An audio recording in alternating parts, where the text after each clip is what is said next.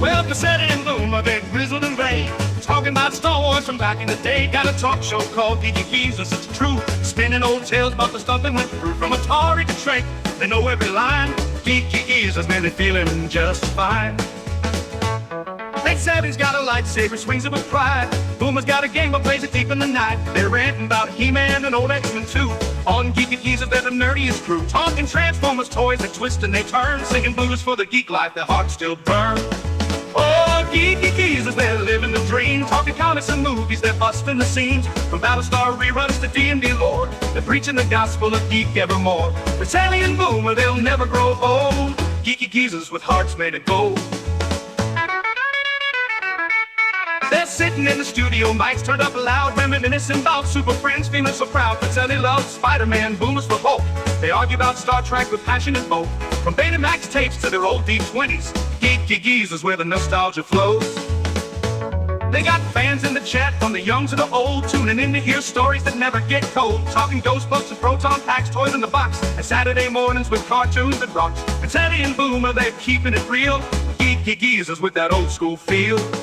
Oh, Geeky Geezers, they're living the dream, talking comics and movies, they're busting the scenes. From Battlestar reruns to D&D lore, they're preaching the gospel of geek evermore. Pacelli and Boomer, they'll never grow old. Geeky Geezers with hearts made of gold.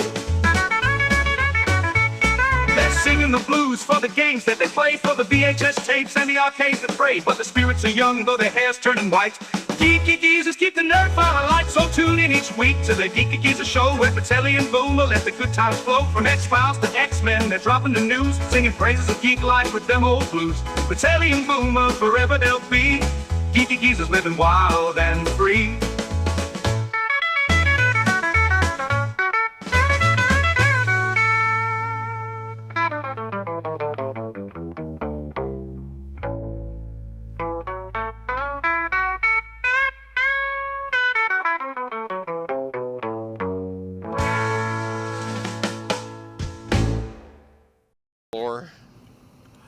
Yeah, I can.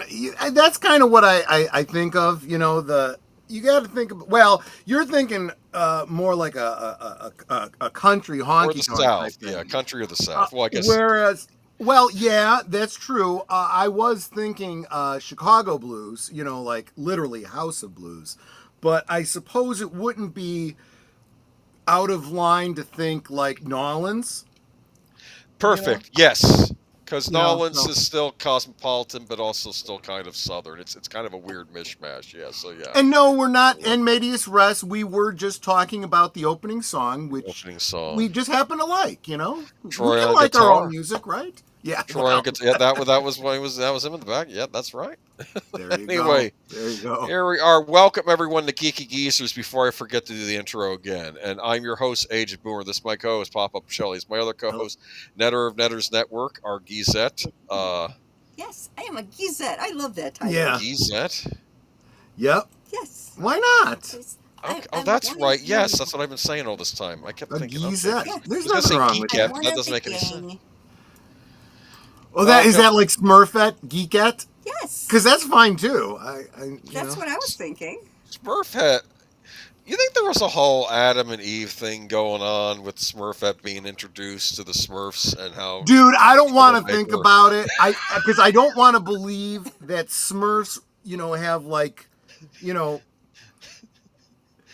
a biblical analogy there.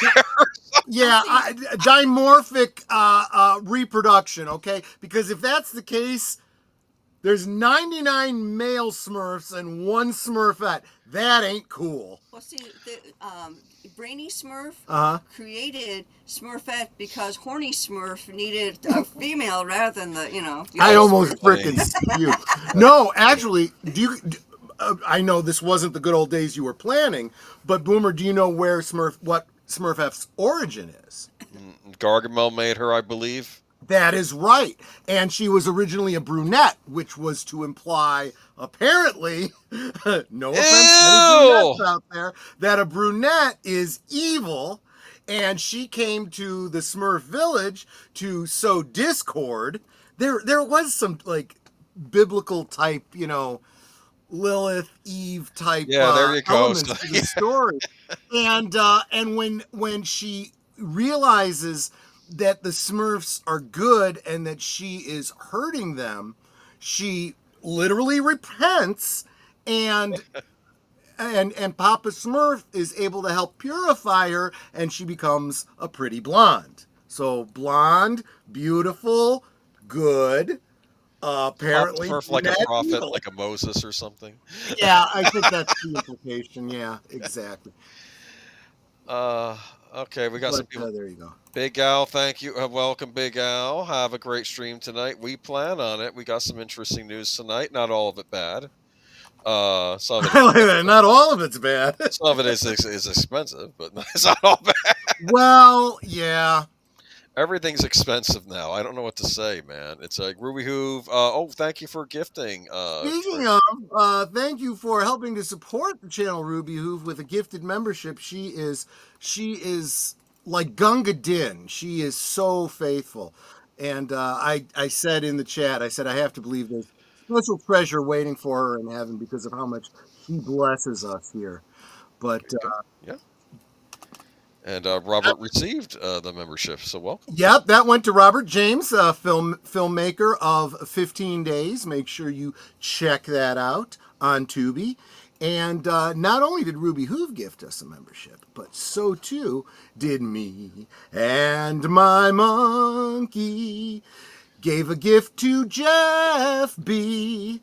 Welcome back to membership, Jeff B. And yes, because I caught those before we went live, I was able to add both of those names to the closing credits. So there you go. Welcome everybody. We're going to have a nice geek news show tonight. We don't necessarily cover all the geek news that everybody else does. Like, of course, Predator Badlands was the big story this week, which I guess I slept on because I was excited last week because I was like, oh, isn't this cool? Because I surmised the plot from a couple clips and I'm like, wait a minute, let me guess. This is Wayland Yutani trying to trap a predator to bring it back for experimentation, and you're on the side of the predator, and there's going to be an evil android played by Elle Fanning. And it's like she's going to be like another Ash type android, and then I thought that was what the plot was, and then no, that's not the plot at all, and it sounds not good, but yeah, and let's be honest. I'm kind of glad we didn't get too into this because I know a lot of outlets did start talking about this. Yes. And they went with rumors that they were hearing. And well, it was based on a review from one of the trades, and now you realize just how trash these rags are. Insisting that the predator is gay and that there's some sort of a love relationship between them. Some of the big channels that I really respect took and ran with this. And I'm like, look, I understand the whole pose law thing at this point. At this point, you could believe the most ridiculous thing because it would fall so in line with what we have seen out of these entertainment companies. But I've been burned enough times. The last one was the last Superman movie. I said, that's it. I am not taking a stand on anything or commenting on anything. I haven't actually seen myself anymore. I would like to make a comment. Okay. Yes. Y'all are always showing the love, but tonight a few of you haven't. Oh. For Age Boomer. Oh. Yeah. Channel. If you're on my channel. 6 thumbs up, but 10 watching. Yeah. And over on Troy's channel, I just refreshed. There are 13 watching, but only 9 thumbs up. Now, I know you want to show the love and encourage these two gentlemen. These are my geezers here. Well, I need them to be encouraged. And so much more important than that, Aged Boomer. Netter and I got monetized this year because you guys liked us, you subscribed to us, you built our channels up. We got to do the same for Boomer, right? He only needs 136 more to get He 500. only needs 136 more subscribers, and we can monetize him as well.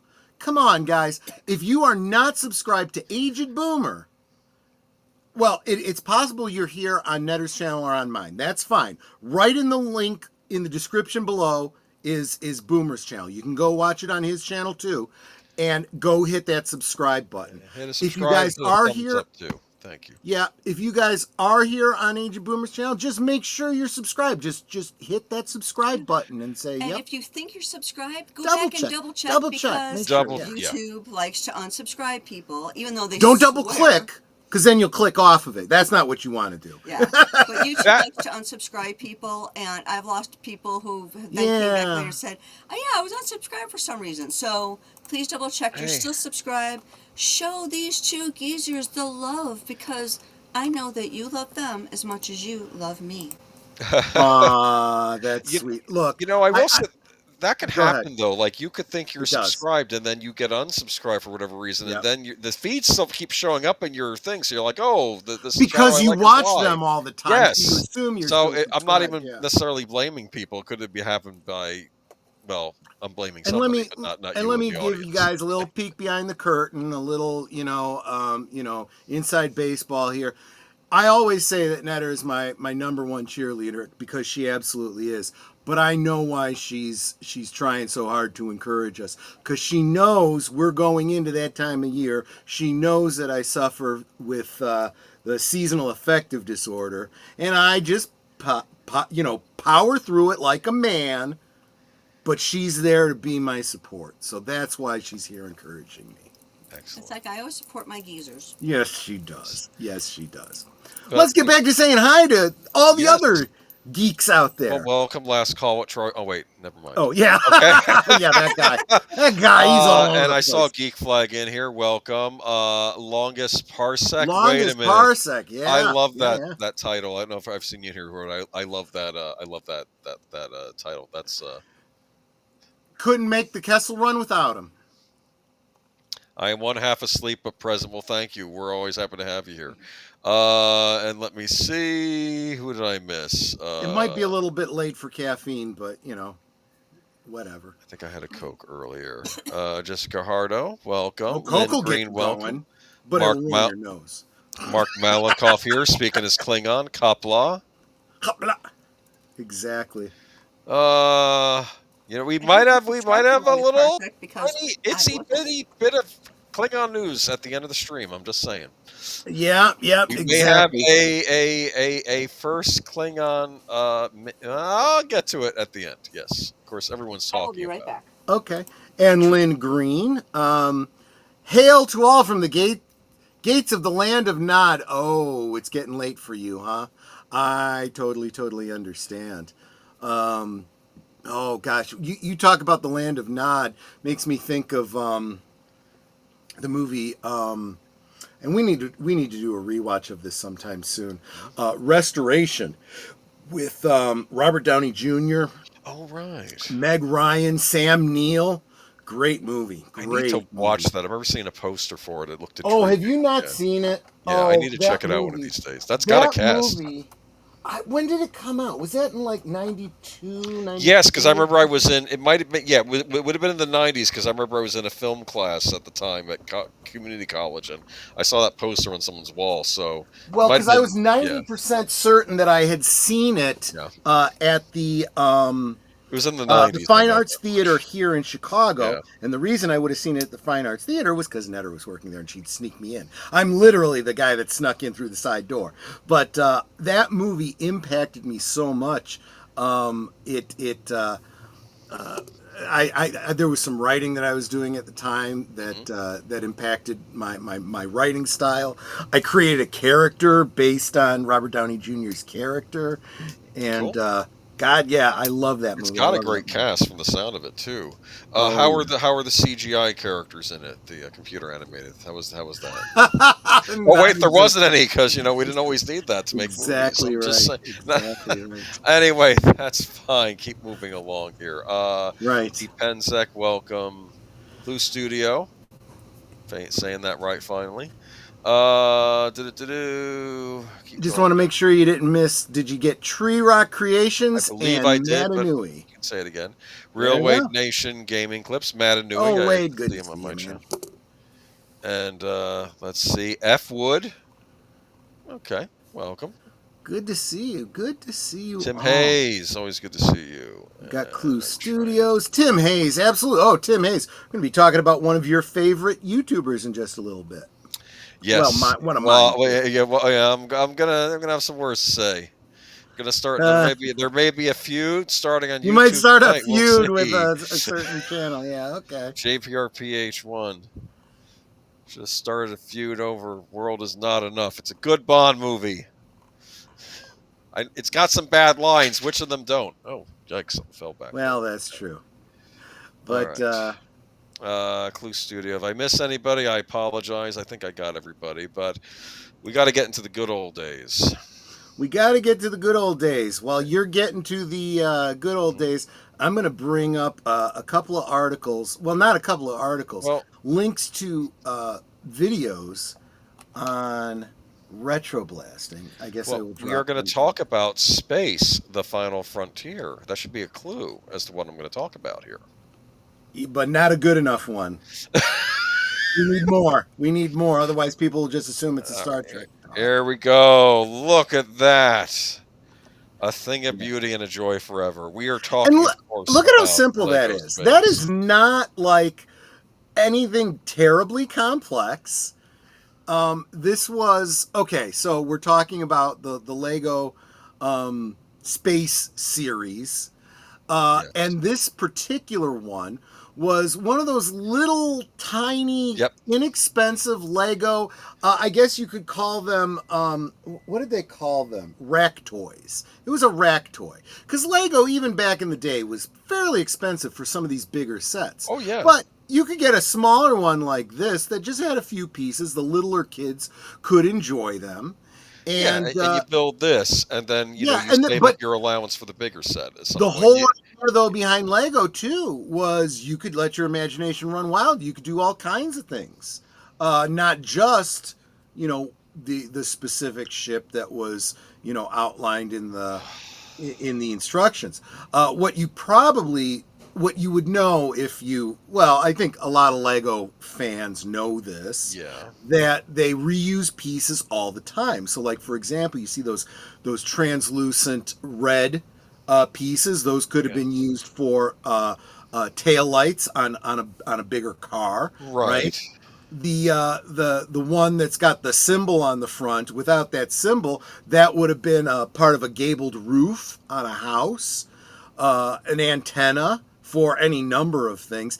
And behind the pilot, that's a piece of fencing that you would put around a house.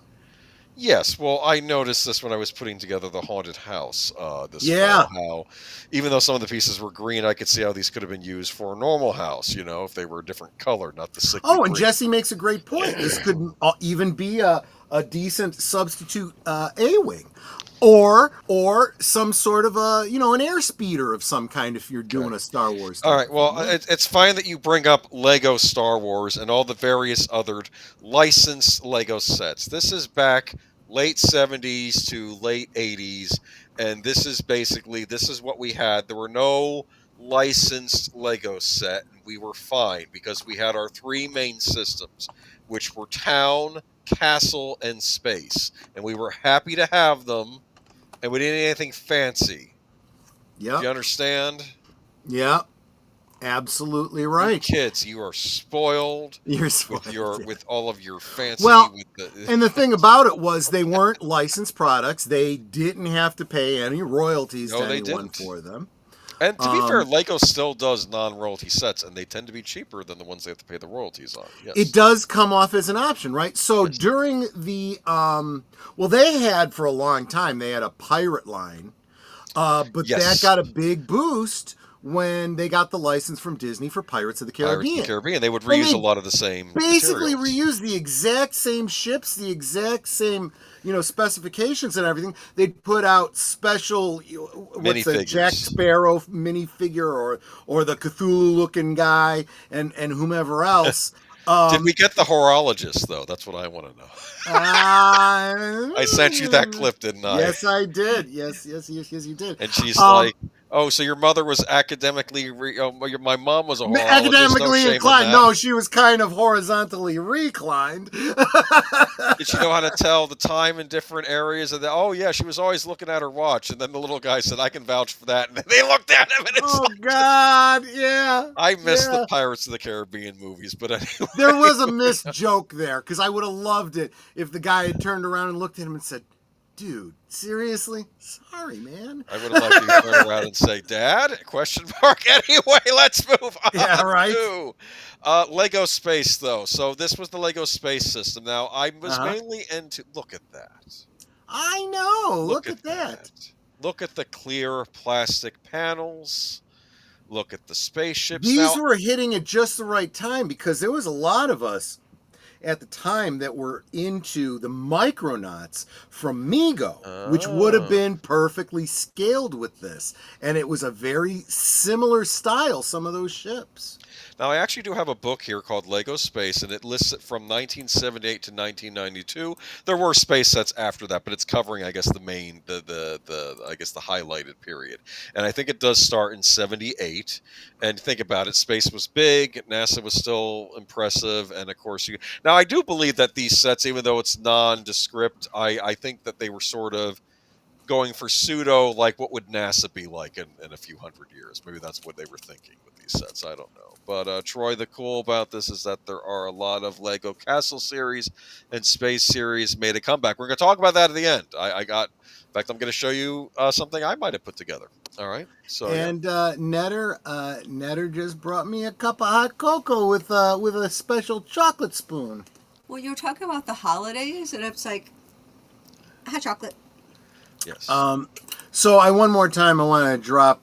This is a link to Michael French's retrospective. Yes, check this out. Retrospective on the Lego Classic Space from 78 to 87, which is exactly what Boomer is showing right here.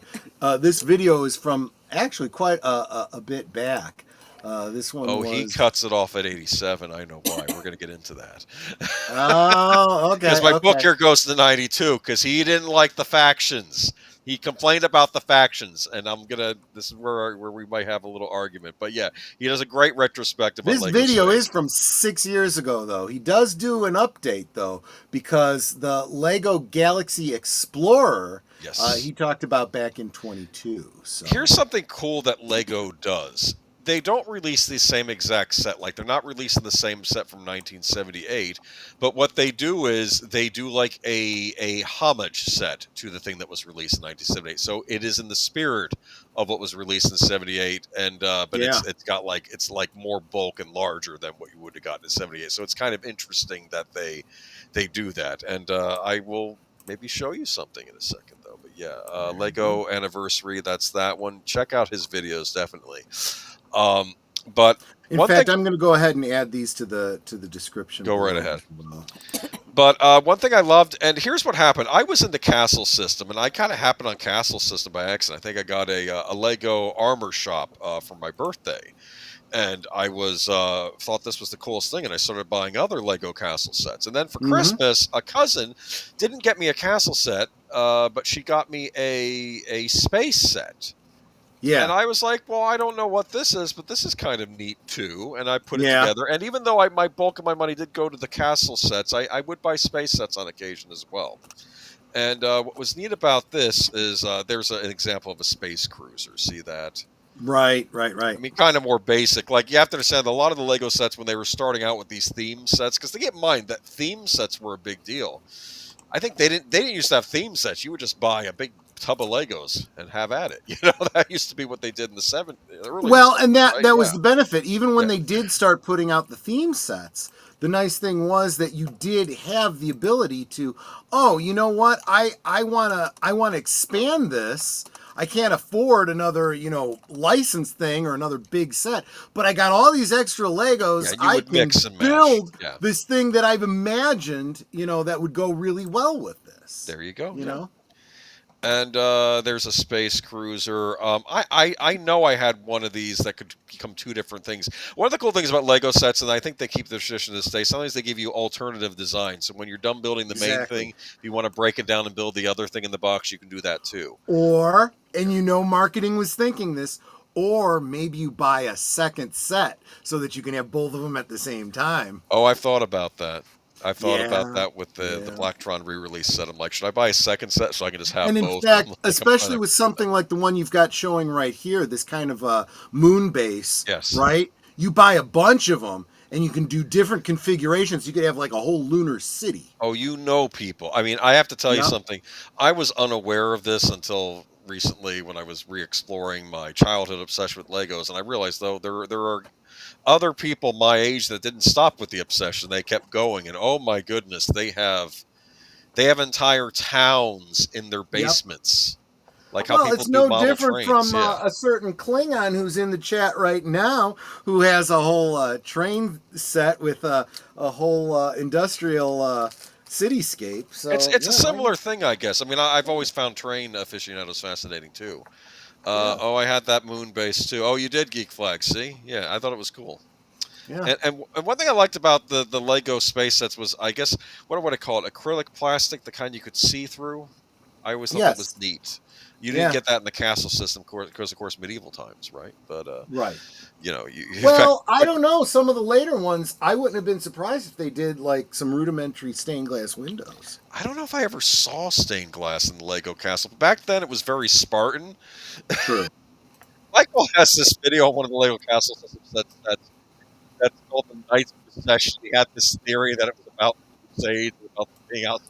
When he gets into the real history of it, it's like, you know what? He's not wrong. Somebody must have thought that as they put it together, because historically speaking, that was spot on. Building a clone army. Are you doing the like the clone troopers from Star Wars? That's interesting. But anyway, here you have a this is like a landing pad with a spaceship. So they were all kind of neat. And you know, look at this. Look at this. Come on. Mm-hmm. I don't know. And part of me wonders, was this an actual set you could buy, or is this like a modded set that somebody built on their own? I don't know. I was looking at different things online. A little from column A, a little from column B, very possibly. Yes. But and of course, look at this. I mean, this is fancy stuff. Like, part of me wonders, because I don't have a clear. My memories of Lego, I wasn't completely in the dark, because what they used to do when you buy sets, you'd get these little pamphlets that would show you the different sets you could buy. And the weird thing was, I would try to find older castle system sets that were harder to find, but I would find them like in weird shops and stuff, and I would get Sure. like the blacksmith set that was not in the second line of castle sets. So I got that, and then I would look in that, and I would find older. So I would get to look at some of the older Lego castle system sets, like I guess the Knight's Procession. I think And that's Boomer, where I feel like yeah. as a couple of geezers, we need to remind the younger audience that we're talking about a time before there was something like eBay, where you could go online and find someone that, you know, had a bunch of them and was reselling them, or could get them directly from the store on their web page, because there were no web pages back then. It's weird when we think about collecting back in the 80s, because Yeah. in some ways it was easier, in some ways it was harder. Like, somebody's finding something specific was difficult, but then you could find stuff in the wild that you would never find now. Like, Yeah. that stuff would just disappear. And yeah. And honestly, a lot of the toy videos that I watch, and one that I'm actually working on myself right now, we kind of comment on that a little bit. I'm doing a video on the history of Star Wars Cantina playsets, and so I necessarily have to talk about the whole blue snaggletooth and even the red snaggletooth, the distribution model that Kenner had. Because they were behind the 8 ball, they were late on getting a lot of figures out. So some of the waves took a long time to get cross country.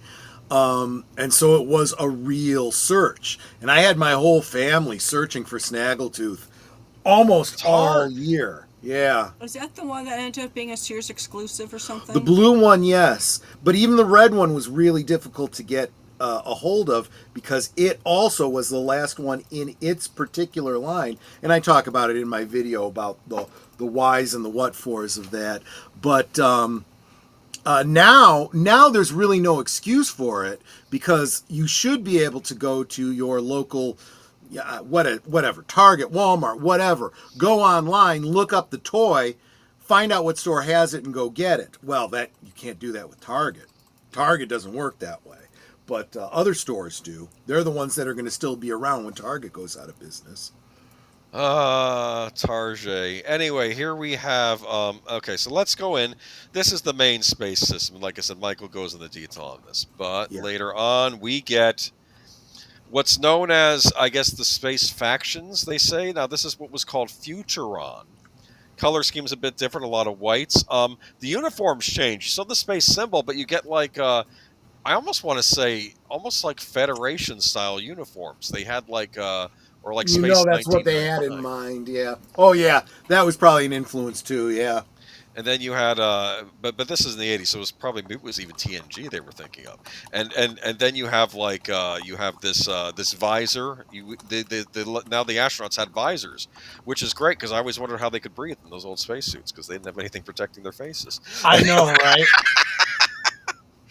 But cool little sets. And different design, but I think I almost saw this as like Lego Space the Next Generation. That's how you sort of look at this, right? So yeah. And rather cool. And this was, I don't remember if I had this or I was probably debating getting it, but of course you can only have so much money as a kid. True. But this is of course the monorail system. Look at that, huh? Yeah, and this is what I'm talking about. You could totally see this being a centerpiece to a bigger city or whatever. And again, this was before you had web pages like Bricklink, where you could go, you know what? I need a whole crap ton of that track and the supports. You would have to just buy more sets of this to get more. Yeah, but. Yeah, because of course the goal would have have a track that went around the whole basement, like a train. Exactly. So with different bases and buildings all around. But now, from the darkest reaches of space comes Blacktron. The villains, except they were never they were never marketed in North America as villains. I remember seeing commercials. Zach, he's a Lego maniac. Now he's a Blacktron Lego maniac. They're going to save the human race. You have these kids doing this rap on the commercial, very like late 80s. And yeah, I can guarantee you that if I was doing this, the white ones would have been, NASA and whatnot, and these would have been like the Russians or something. Well, it's funny you mention this because over in the United States, they're portrayed as heroes on the commercials. Then over in England, they're doing like commercials where the Blacktron are the enemies of the regular Futuron space astronauts. And I'm like, what's going on here? Then I had to do some thinking, and I'm like, oh, Blacktron are Americans in the future. Yeah, I suppose. That's what I thought. And it's funny because I was reading this Lego book, and I thought the same thing. There was some guy that worked for the Lego Factory, and later on, there's a set where a Blacktron agent is in a cell, and he's like, "Oh, were these the bad guys? They never told us that." It's like, but they had kind of. But black again, go ahead. Again, in fairness to Lego, I do think they wanted to go easy on the lore and let you decide. Yeah. Because I thought this was a space faction, but these are like the guys going into like harder areas of space that the regular astronauts can't go to. Oh man, Tree Rock, yeah, Starship Troopers, yeah, you're absolutely right. There is, oh god, can you imagine? I could totally see somebody combining this with, what was the line of? Didn't they have a line of insect builds later on? Yes, I I could totally see you doing like Starship Troopers with giant insects. Yeah, they might have alluded to it. Who knows? But here we go. Now we have, and that's of course the Alienator, Blacktron Alienator, which they did release this past year. I think they're going to phase it out. If you want to get it now. And I think it's even on sale at some places. They released the Blacktron Renegade, but you can also, there's an alternative build instructions you get online that will make you build the Alienator with this set as well. So if you want an Alienator, which I guess is like an Imperial Walker without the license. Anyway, and then the last faction I'm going to talk about here are the Space Police. This was one of the last Lego sets I ever got, and I had this exact set. Notice how on the end there's a little thing to put the that unhooks, and you can actually put a prisoner in there. And it was a Blacktron astronaut, and I'm like, well, wait a minute. And then I realized, oh, Blacktron must be the bad guys. And then I thought, well, if the space astronauts are the Federation, we need Klingons, don't we? We need a Klingon analog. That's how I thought at the time. So, right? So, not that Klingons were bad guys; they're the adversaries or the rivals of the Federation. I think would be a better word for them. If we're being honest here, adversaries, right? Yes. Doesn't mean enemy. It just means you're in a bit of friendly competition. Well, not so much on the original during Kirk era. Well, yeah. But actually, they did something very smart even in Kirk era. Even in Star Trek 3, you have Krug saying, even as some of our emissaries go to talk to the Federation about peace, we will get the Genesis. So you realize that there are people in the Klingon Empire that were wanting to make treaty with the Federation. Yes. See, and this was, I think there's a lot of people that looked at Star Trek storylines and were like, this whole idea that all Klingons are this way, all Romulans are that way, all of this race are that. All Federation are good either. That's it's like that doesn't really make a lot of sense, right? And that's why I loved in Deep Space Nine, there's this great line where someone says something about Klingons, and Jadzia, who of course from her previous incarnation, was an ambassador to the Klingons, says you need to understand Klingons are as diverse as humans are. They have different beliefs and different, they're not all the same. And it's like, that makes perfect sense, actually. Well, it's even with the Romulans. There was actually an episode of Star Trek where you had, getting off on a tangent here, but you had where there was that idea that there was an alien race that sort of spread their influencing genes around the universe, and that maybe Romulans and Klingons and Cardassians and even humans might have had an origin story with this other alien race. And the Klingons and the Cardassians like we could have anything in common with each other. But then the Romulan captain reaches out to Picard at the end. Is like, maybe our hopes and our fears are not so different, he said, and then he hangs up. And I thought that was interesting that the Romulans were that a Romulan was. We have seen a lot of that, even going back to the original series. If you think Balance of Terror, the Romulan captain and the and Kirk, it was very clear that they had a great deal of respect for each other, even though they clearly were adversaries. And at the very end, he's like, "Who knows? In a different time and place, we could have been friends." Or maybe we would have been friends or something like that, Yeah. Oh, look, a pleasant stroll with a woman at your side. Hold on. And, wait. Well, hold on. I keep clicking off it. Hold on. Bring it back. A pleasant stroll with a woman at your side, children playing at your feet, and up show above fluttering in the breeze, the flag of the Federation charming. Well, from his point of view, this was the worst thing that could happen, and he was terrified of the whole Genesis project because of that. But well, and let's face it, from the point of view of someone you've been in a Cold War with for a generation, the idea of a missile that you could fire at a planet that would completely wipe out all life on that planet and replace it with, the perfect conditions for you to colonize. That's a weapon.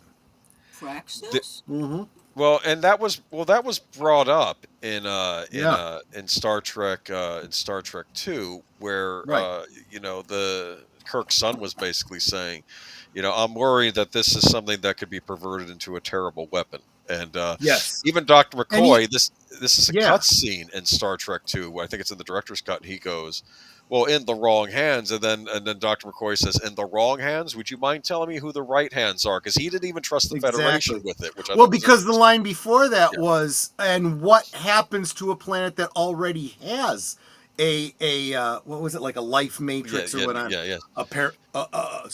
Presumably overwritten by the new Matrix," which. Just that line is like, wow. Well, it horrified Dr. McCoy. I remember that. Yeah. Yes. Yeah. He's a doctor, of course, and this is of course. Yeah.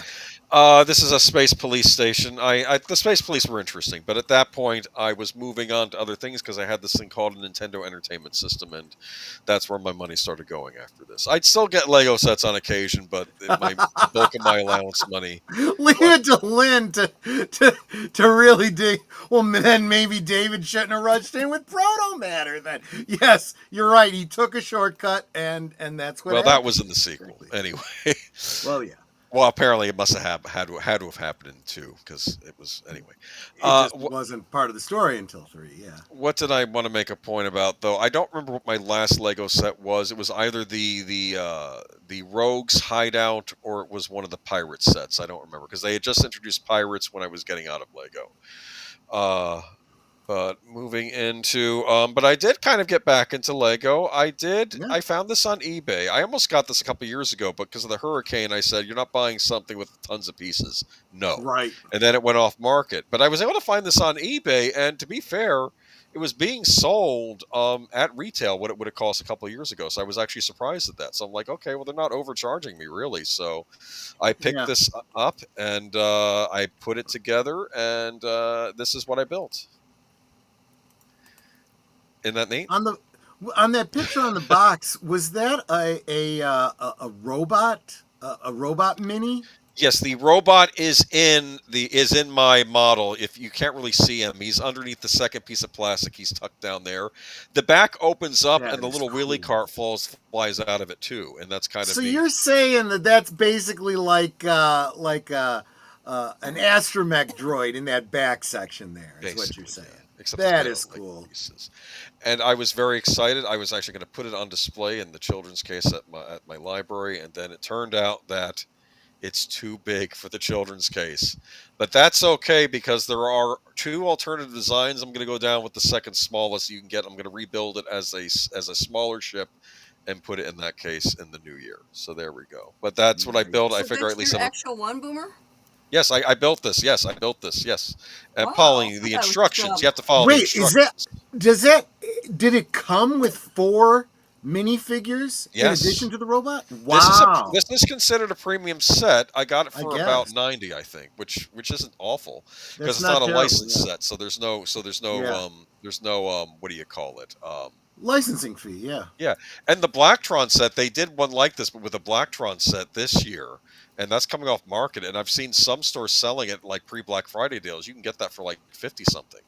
Nice. And that's a good price for that. So, if Legos, you kind of have to wait for sales if you want to get deals on them, or you buy the non-licensed sets. And it's neat. So I got this, and I got the Haunted House. And I also got a big Lego Santa Claus that I'm going to put together. So see, we could almost do a whole other bit on the non-Lego, what do you call it? Not bootleg, but they make Legos. them, and they do, and you could do like a whole.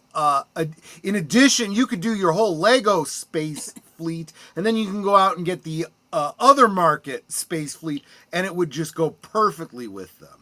I am considering at some point, I don't know, because I got the Lego Haunted House this year, but there are off-brand Lego Haunted Houses. Maybe I should just get a bunch of these off-brand Lego Haunted Houses. By the way, I did have the Lego movie on earlier as I was prepping this, and my Lego Haunted House came with a ghost. And when they in the Lego movie meeting where they're meeting all the master builders, you see them all in the background like Dumbledore and Gandalf and Michelangelo from Ninja Turtles and Superman and all these other. And then one of the guys in the background is a Lego ghost, and I was like, "There's the ghost again." There's the ghost again. But anyway, that's it for good old days. But we might have some Lego news at the end of the night. Big deal. But yes, it's already almost a little under quarter. Yeah, we were like 3/4 of an hour into it, and we've been only on just do good old days because the news is always. You got a good subject, you know. I know, but now we gotta. Unfortunately, we have an in remembrance Diane Ladd, 89. Honestly, I swear, I'm not even trying to be funny, but I imagined Dale Cooper, Diane. I just want to pay my condolences on the loss of your mother. Yeah, she's no stranger to Lynch movies herself. I think she was in. She was in a Blue Velvet. Oh, that's right. Was Okay. she married to Ellen Ladd? I actually never thought about it. I just knew that Laura Dern's mom was Diane Ladd. I never really thought about who Diane Ladd was married to. So here we go. Diane Ladd, the veteran Oscar-nominated actress who starred in film classics. Wild at Heart. That's Wild at right. Heart. That was the Yeah, one. yeah, Okay. yeah.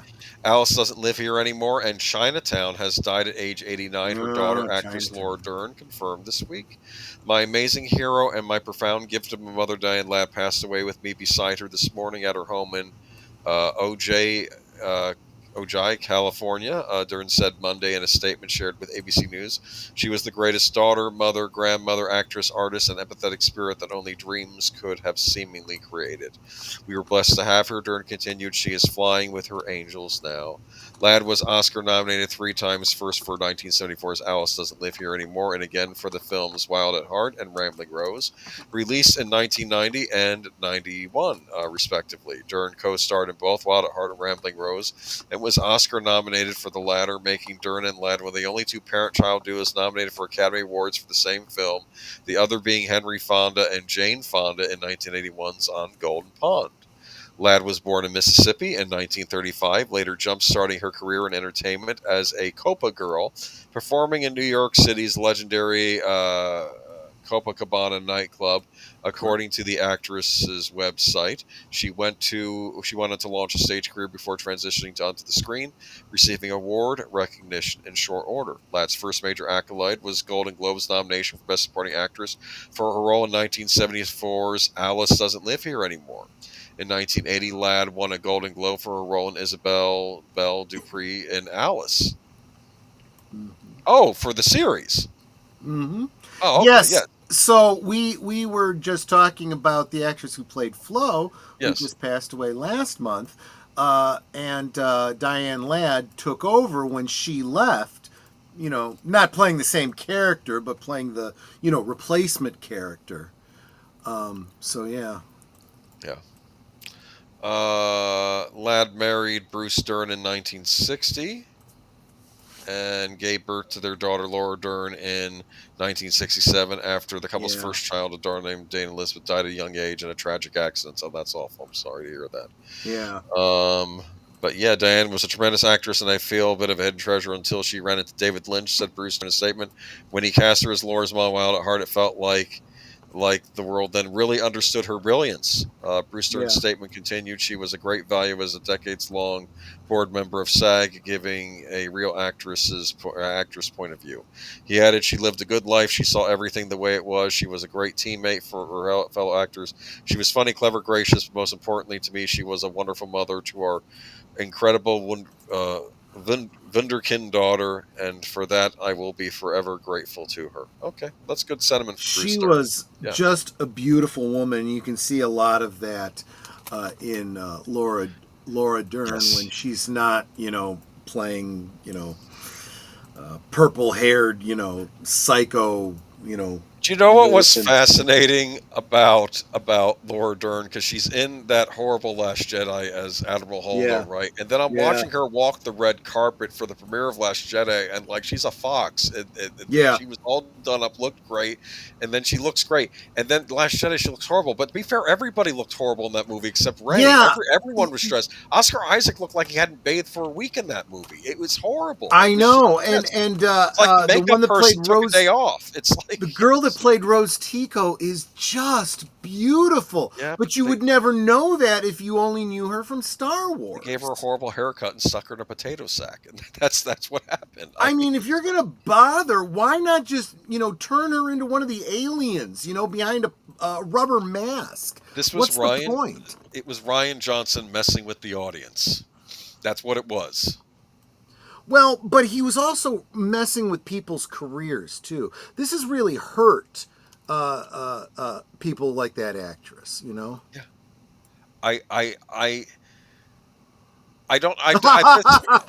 This is an EU reference. Lynn Green says HOLDO is an odd way to spell winter. I see what you did there. Anyway, rest in peace. The dying lad. Oh, this is a jump. Okay. Sorry. Well, that's a weird looking weapon. It looks like he's firing an arrow, but it's got a Okay. gun on the front. I It's have. a cartoon, so it Okay. gets you and then it goes pew. Pew. Yeah, It yeah, doesn't yeah, go exactly. pew. This is from The Legend of Zelda: Breath of the Wild, a game that during after Hurricane Ian, when I was your house was covering, I sort of became obsessed with this game, and I say that like I'm still not, because it's huge and I've not come close to beating it, because what this game created wasn't a it's not, this isn't like a video game world. This is an actual living, breathing world. That's what it felt like when I was playing it. And the cool thing about this is, original Legend of Zelda is like a high fantasy world, right? Like with magic and Yes. swords and sorcery and things like that. This game takes place, I want to say, tens of thousands, if not 100,000 years after those original Zelda games. And in this game, Hyrule already had a high period of advanced technology, and then that fell. And then they sort of rose again, but not quite what they were. So much time has gone by. But basically, you have these elements of technology, and it's almost like technology that's also infused with magic. So it's like a combination of the two. And that arrow, I think, is an example of that. So that's what Yeah. that is. Like these weird relics that are part technology and part magic. It's very strange. It's a big fan. Zelda has the famous golden cartridge. Yes, it did. Anyway, the reason I bring this up, though, former GTA boss Dan Houser. Anyone who knows Dan Houser, he was a big creative input. I think head writer too on all the Grand Theft Auto games. Also, I believe the Red Dead Redemption games for Rockstar. And it was interesting because he says Breath of the Wild, Legend of Zelda: Breath of the Wild, and Legend of Zelda: Tears of the Kingdom are like Alfred Hitchcock films. Yeah, What it, I mean, exactly the same. I think that the every nothing. single time I watch North by Northwest, I'm like, this is just like playing a game of Zelda. Yeah, that does. It doesn't make any sense from this thing. But let me. I'm gonna. I think I get what he's trying to. I think I get what Okay. he. Whatever. Blah, blah. Let me read the article. When it comes to studios that have shaped games and how they are developed, Rockstar Games is definitely one of the names that should come up. But Rockstar co-founder Dan Houser has some strong words for how Legend of Zelda shaped gaming, calling the games akin to films of Alfred Hitchcock. Speaking to Lex Friedman, Houser speaks about the early days of years of 3D gaming, saying all of those early 3D games were very amazing when you first saw them, adding that suddenly these games, they're alive and they're believable in a different way.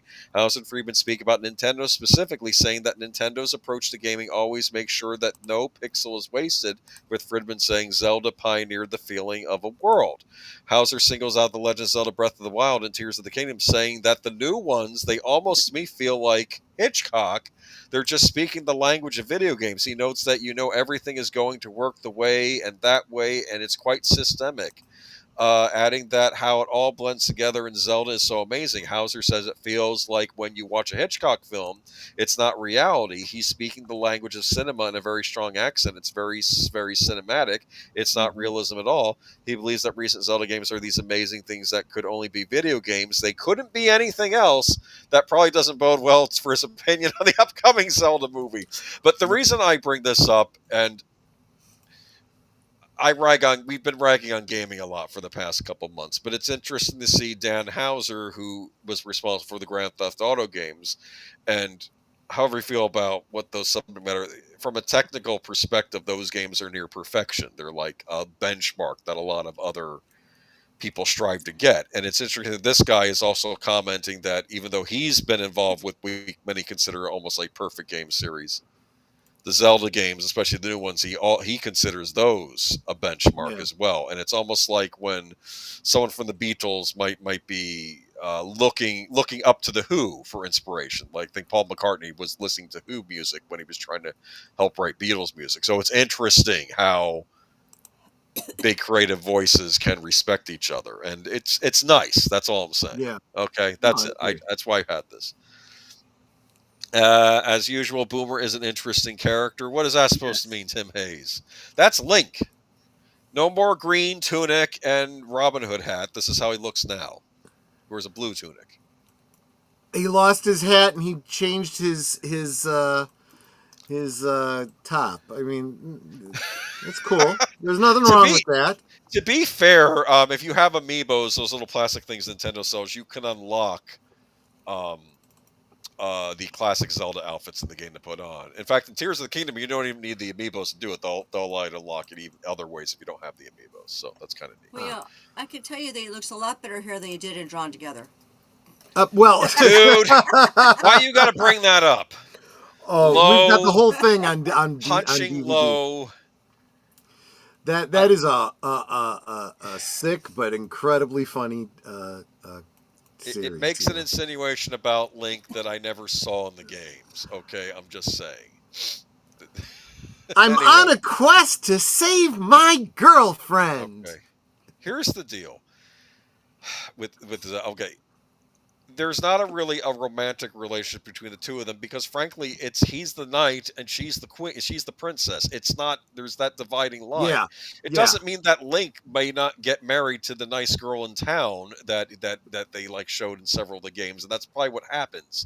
And maybe Zelda I don't know if Princess Zelda goes on to marry anyway, but that's the idea. It's I serve the royalty. Do you understand? Right. It's like right. Yeah, but anyway. Don't forget his red version of his clothes. Yes, that was from Ocarina of Time. Yes, he needed that, I think, to go into the fire areas. Anyway. I have a buddy who specifically learned to play the ocarina just to play the tune from Ocarina of Time. There you go. And I know that there was and to be fair, I want to give Nintendo credit, or maybe they still had to pay a license, but basically they had this, there was a lady that there was an ocarina company in North America, and I don't know if they went to Nintendo for the official license or if Nintendo just let them alone, but they allowed them to make ocarinas, their versions of ocarinas that looked like the one from Ocarina of Time, which was That's nice. pretty cool. Yeah, before they were so happy. Anyway, so now we're at modern Nintendo. Speaking of which, yes, that was my transition. U.S. Patent Office boss orders re-examination of Nintendo's controversial summon characters and let it fight Pokemon patent, which IP expert claims further undermines credibility of its case against Palworld.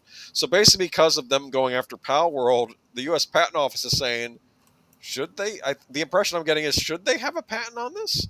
So yeah, and I love this subtitle: public outrage to blame. No, public outrage to thank. I want to remind everybody that the court of public opinion is as important as the legal courts. And you can influence government, and particularly the judiciary, by your online getting the message out. It is very, very important. And we now live in meme culture where we meme, Nintendo into oblivion to point out how ridiculous it is that summon character and let it fight is somehow something they have a proprietary right to. That's a punchline. That's a joke. And you start getting that out there and people start laughing about it. You eventually the courts start looking at that going, wait a minute.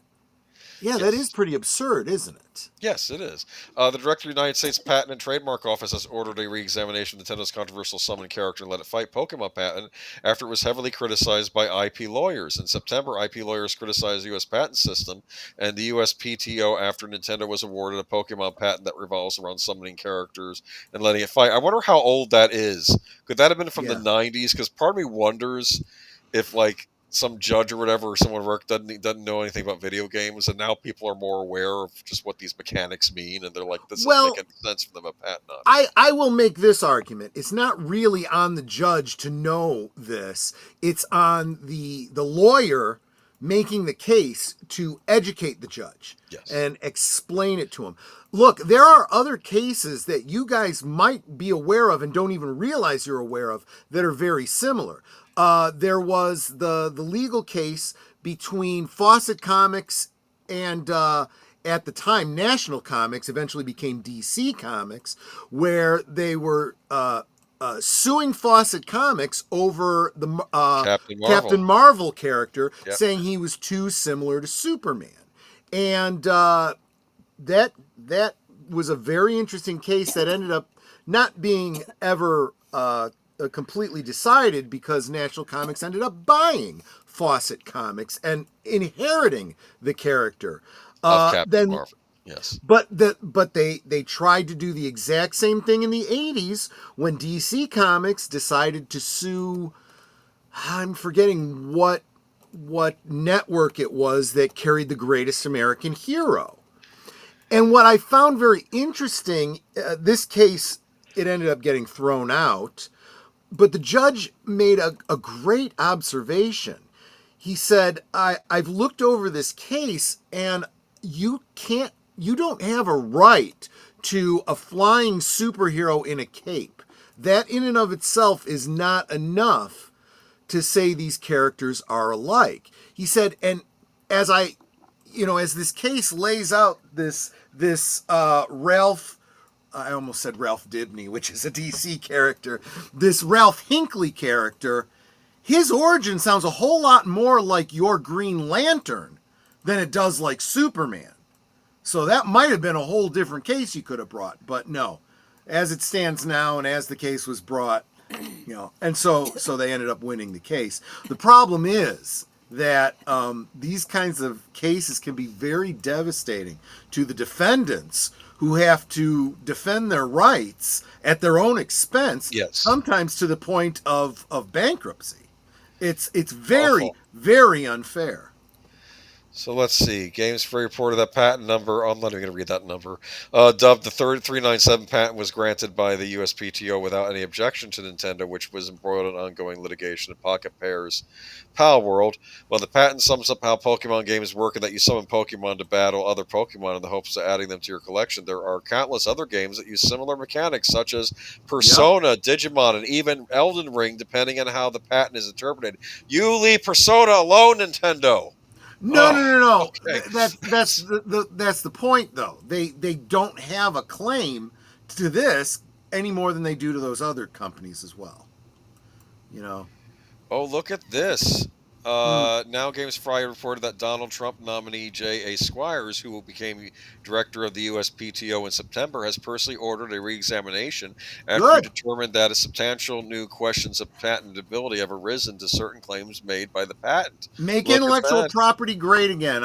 I'm all for that. I'd heard go ahead. I love this. Troy, Nintendo can go pound itself after raising the cost of games, putting term and service agreement that makes the Switch 2 not yours. They're questionable lawsuits. I think over the past month or two, you've heard me go off on I Nintendo forgot about them everything. banning users from using their... Oh, yeah, I forgot about that. I was trying to think of lists of what was making me mad. I didn't like the game. The banning is bad, too, yes. Anyway, let me go back over this, though. This was interesting because this is the latest legal blow for Nintendo and its legal battle against Power. Last month, one of Nintendo patents related to its monster capture patents filed last year was rejected by the Japan Patent Office for lacking originality. So Japan is also saying they don't have a case of this stuff. Yep. So I'm sorry. I think they overreached, and they're going to have no place to go. And we said that at the time, though. maybe instead of wasting money on lawyers and trying to sue, just make a better Pokemon Make game. a better product, yeah. Make a better Pokemon game. No one's This going is to care what about I always Power say. World. If you feel it important enough to defend your IP against imitators, make a better product. You have no better defense than that. Do you know what no one has understood? Pokemon would lend itself so well to like a massively multiplayer online RPG. Not that that's my style of game, but they said based on Pokemon Go should have been that. It had every opportunity to be there. Or it could have been a basis of what it could have been if they, for pay. And I even said when Pokemon Go came out, I said, why haven't the people behind this reached out to the Ghostbusters and license them so you can go hunt ghosts? That would be pretty interesting. Right? Yes. What are you doing in my front yard? I'm busting ghosts. Okay, go ahead. But actually, there's some movie news. So here we go. I feel weird because it's like... And some speculation, too. This is from That Park Place. Nintendo confirms ongoing plans for multiple movies beyond Super Mario Galaxy and Zelda. Nintendo's not done conquering the box office following the billion-dollar success of the Super Mario Bros. Movie.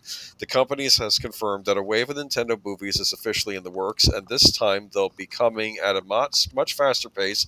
It's possible that the Nintendo Cinematic Universe, which fans have dubbed the NCU, could be happening after all. In a presentation tied to Nintendo's second quarter financial results, company president Shuntaro Furukawa announced plans to maintain a consistent release cadence of feature films based on the company's most iconic franchise. According to Furukawa, Nintendo is no longer interested in simply licensing its IPs and stepping aside. Instead, the company is taking a more hands-on approach, deeply involved from planning and development through to production.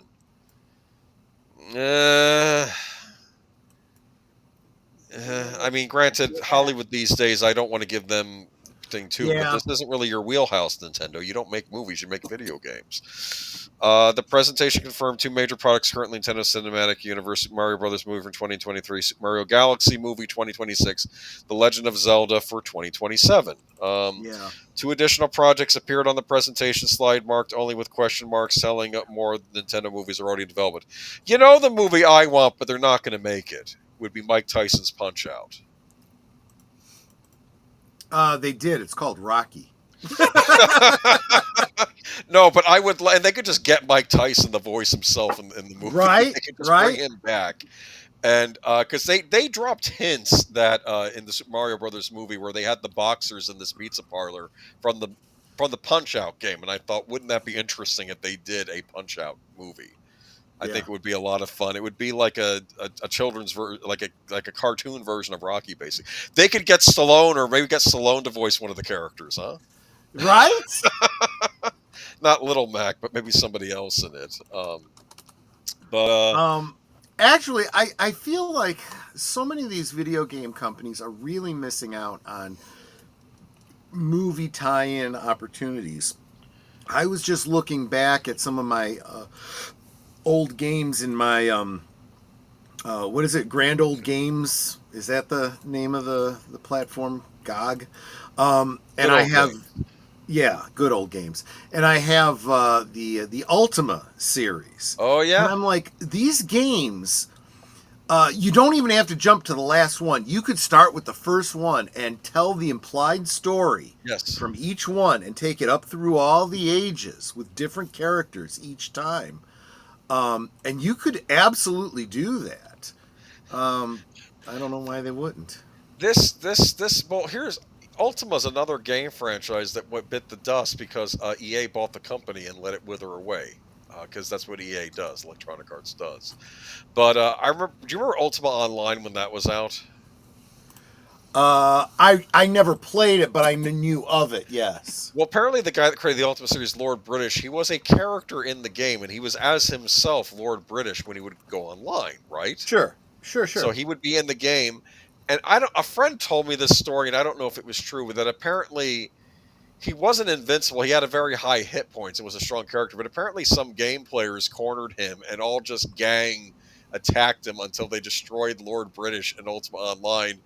And at the time, I thought, that is like a real, if you pardon the expression, dick move for the guy that created the entire Ultima series. And because originally he would be there, he would give players advice, and it would be like a celebrity showing up in the game. And I guess some guys just figured out a way to kill off his character in his game. And I thought that was really just... Well, again, I don't know if this is a rumored story or not, but yeah. Unless it's a combat-centered type game like PUBG or I don't know. I don't know these kinds of games where it's literally, battling against other players. A lot of these MMORPGs don't even have a mechanic for you to fight each other unless you go into PvP combat missions or whatever. I know Star Trek Online, I can go through the whole game and never have a combat with other players. You can't do battle against. You can fire weapons, but they don't do any damage unless you're in a PvP. I see. Well, that makes sense.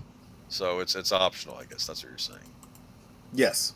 Okay. Yeah, Jesse was just talking about a friend who was using his Pokemon Go while he was driving, looking for Pokemon. No, that's I've heard fun. no, I've heard about people like walking off the end of a cliff, looking for Pokemon. It's Okay, like, have someone else pay drive the attention. car while you do that. Okay. Yeah. We don't have Yeah, I some. mean, and that would be half the fun. But stop right here, right here. You know. Could we see Metroid get a big screen sci-fi adventure? I have no idea. This is asking a Donkey Kong spinoff featuring Seth Rogen's version of the character. Gross. Okay, what is that? Okay, or maybe Star Fox soaring into. I think the Donkey Kong movie will happen. I think that's going to happen.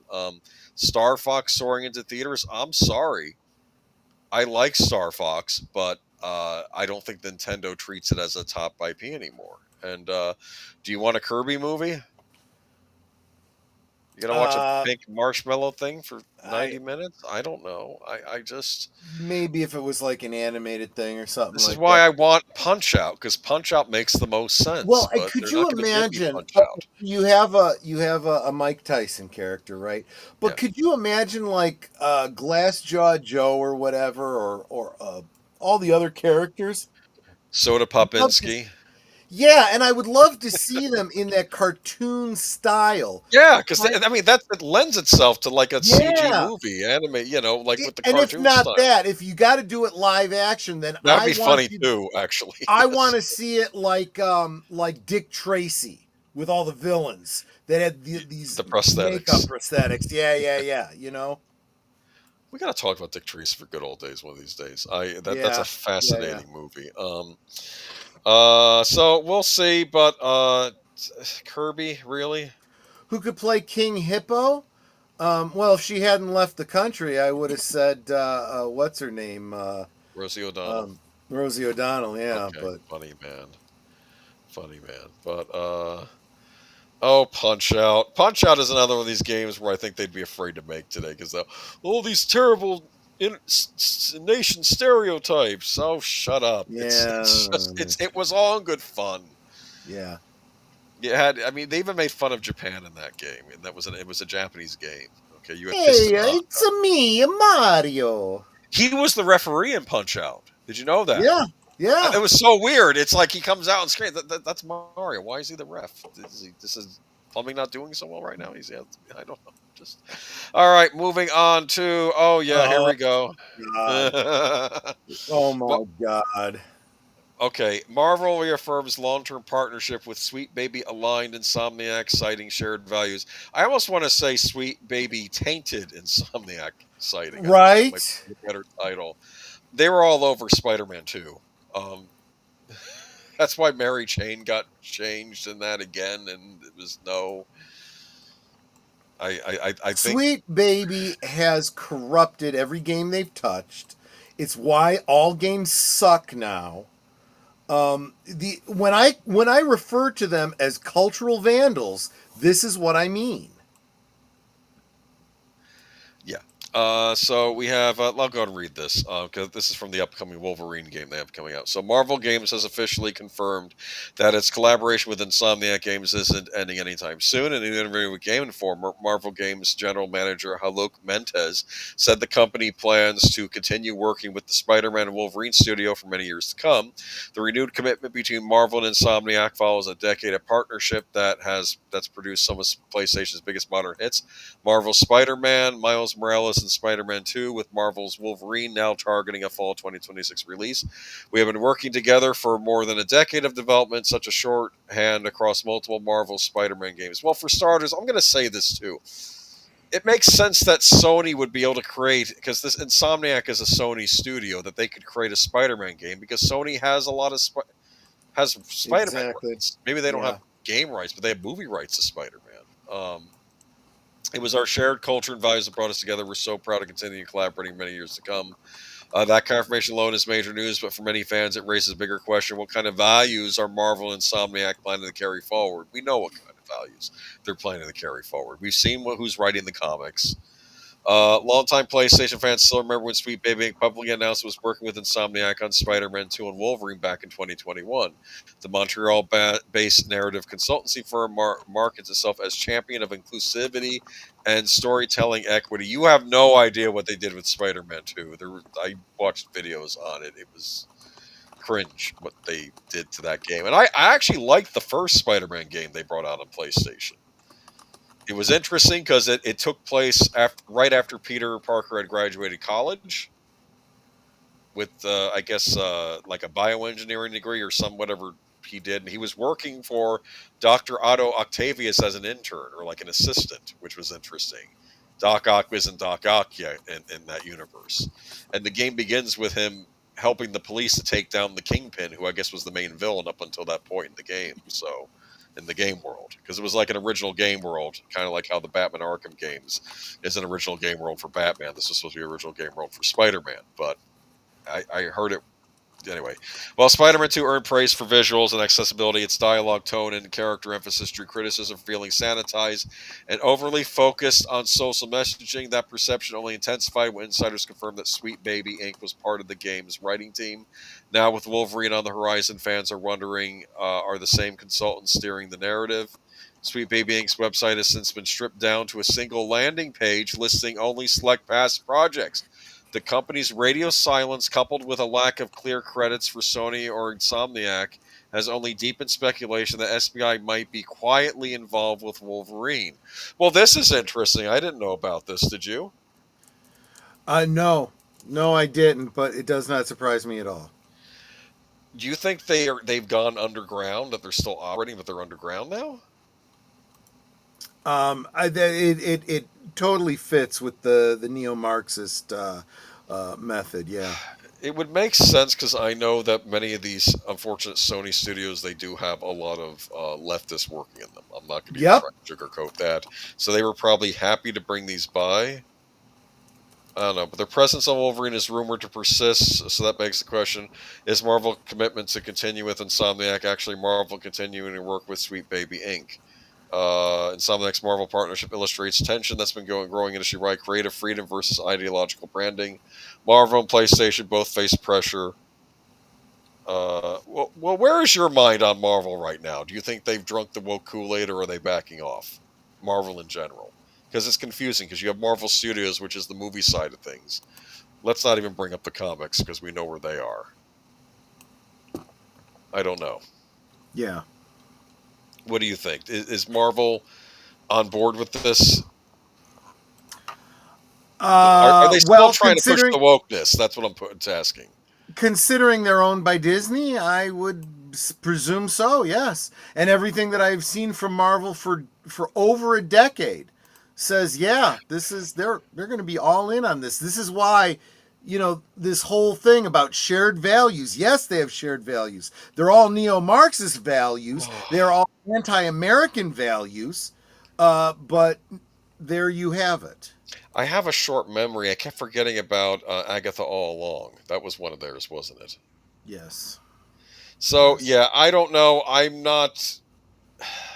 We're going to know what happens when the Wolverine game comes out, but I don't know. Jesse, the funny thing, the least political of these three are, from what I can tell, is Marvel, but they're also okay. Troy, absolutely there. To parody Samuel L. Jackson's famous speech from Snake's Eye Play, I am tired of these MF and Spider-Man games on this joke of mother effing video game industry. Yes. Well, here's the weird thing, though, but not everything Marvel-related in gaming is woke. Like, that one Chinese company made, like, I want to say, I think it was a Fortnite clone using Marvel characters, and everybody loved it. There lies the irony. All the women were beautiful, and they love playing. That's a modern game, so that's... Therein lies the irony. When you get something from China, it's non-woke, and yet they are also, well, they're beyond Marxist. They're Maoists. Well, yeah, but they still agree that you should have attractive characters in video games. So there's that. That's still just a weirdly specific pet peeve. I'm not sure what you're referring to, but I don't know. I'm just Marvel is in a weird state right now because they do license out to companies that do. I mean, like they're doing a Marvel beat 'em up that looks like an old school beat 'em up. That's Yeah. coming up for the people that did the Turtles. I think Shredder's Revenge game, and it looks really good. And it looks like it's being heavily influenced by the Marvel comics of like the 80s and 90s, where you have old school Iron Man and old school Captain America, and like it looks like something that would have been made at that time. And I think there's even a Marvel fighting game coming out from the people that worked on the Guilty Gear series. I think that's who's making it, and that also will probably be okay. That's the problem with Marvel, but I think anything Disney tied, I don't trust. Insomniac, I don't trust, especially if Sweet Baby Inc. is still involved, which I suspect they will be, or they would have had to have some influence over Wolverine because this game has been in development for a while. So yeah, I don't know. Okay, moving on to Hollow Knight Silk Song or Wolverine. Oh, Hollow Knight. You probably don't know what Hollow Knight Silk Song is, do you, Troy? You there? Yeah. I know. It was I an don't indie. think I do. It was an indie game made recently, a sequel to an old game, and it got really great reviews. But I think it came out at like, I don't know if it was $20 or $25, and or it came out at a very reasonable price, and all the other indie creators were giving the creator grief for releasing it at such a low price point. Well, now I'm going to have to make my game lower than yours because yours is and I'm thinking, don't yell at the people making Hollow Knight for trying to give the customer something at a reasonable price. All right, I didn't understand this. This was a big thing, but like I said, sometimes the fans are making the best stuff, and I would argue the indie creators in gaming are probably doing better stuff. Oh, here we go. You missed my mini rant before the stream. Disney planning Sleeping Beauty remake set in Mexico. We should point out, again, as everyone else has, and some people have overlooked, it does say rumor. This is a rumor. But as I've pointed out, as per Poe's law, we have seen stuff like this so often, especially from Disney. This does not seem unrealistic. In fact, it seems very, very plausible. So Disney may be stepping into familiar and dangerous territory yet again, according to entertainment scooper Danielle RPK. The studio could be moving forward with a reimagining of Sleeping Beauty titled Aurora and set in Mexico. Yes, a Sleeping Beauty in Mexico retelling appears to be on deck, continuing Disney's now established pattern of reshaping classic fairy tales through cultural reinterpretation instead of creating new stories for today's audiences. That decision is raising eyebrows for simple reason. The last two times Disney attempted to reinvent a classic princess through modern cultural lenses, The Little Mermaid and Snow White, the results were cultural battlegrounds and financial disappointments. Neither project landed the triumphant reception the company likely hoped for. Instead, they sparked heated debate, fractured fan bases, and fueled months of social media controversy. And I know you were mentioning behind the scenes that Snarky J had an interesting video. This is what I want to say. If we're talking about Mexico, we're dealing with a country that's hundreds of years old, that has its own cultural traditions, probably its own folk tales and fairy tales, and why don't they just adapt one of those? Right. This is what I don't understand this. I mean, for starters, the whole thing about Sleeping Beauty is there's a king and a queen and a princess. Mexico doesn't have a king. Right. Right? Exactly. Unless it's a president's daughter. This doesn't make any sense. Exactly. I mean, if they were to set it in Spain, that would make more sense, right? Because that had a monarchy and whatnot. So I don't understand this. I'm going to drop the link to Snarky J's video just because I just thought it was funny because as you were kind of doing a little mini rant behind the scenes, I was like, my gosh, this is just, exactly what Snarky J said, Yeah, oh, so yeah. why not? And it's like, I've never seen her get this hot about a subject, and Yeah. she was hot. She really was. And it's like, she was like yelling and screaming. I'm like, oh my goodness. Yeah. Yes. Why not create a brand new Mexican princess for a brand new world? Disney already succeeded once in that realm with Elena of Avalor, and the character was mostly embraced by the public and integrated well into the company's theme park. Why don't they just do a live action Elena of Avalor movie? Why don't you just do that? You already have your. I don't. Rather than taking Sleeping Beauty, which does not make any sense. Now, to be fair, I could be wrong, but I think even though Sleeping Beauty, that original story, it comes from Europe. I think if you go back far enough, it has Greek origins, right? No, it's Or is it similar? French, and I forget what the other, German and French, Okay. and then compiled by the Brothers Grimm. Okay. There we go. Okay. So I'm just saying I I don't get it. Just do something else. For starters, they just did the Maleficent movie, so why are they going back to Sleeping Beauty again? Yeah. And and this reminds me years ago how of when I think it was on Ain't Cool News, they brought up this movie that Disney apparently had in the works, and I always thought it was a rumor and that maybe it wasn't true, but it was going to be called Maria Boppins, and it was going to be a Latina version of Mary Poppins instead. Yep. Yep. And and it sounded from the right reading it very offensive, like very condescending to that culture. And I thought I know that was probably their attempt to probably be, what's the expression, diverse, but I think it had the opposite effect from the sound of it, which is probably why the project got canned. Because it underlines and I underscores how racist they really are.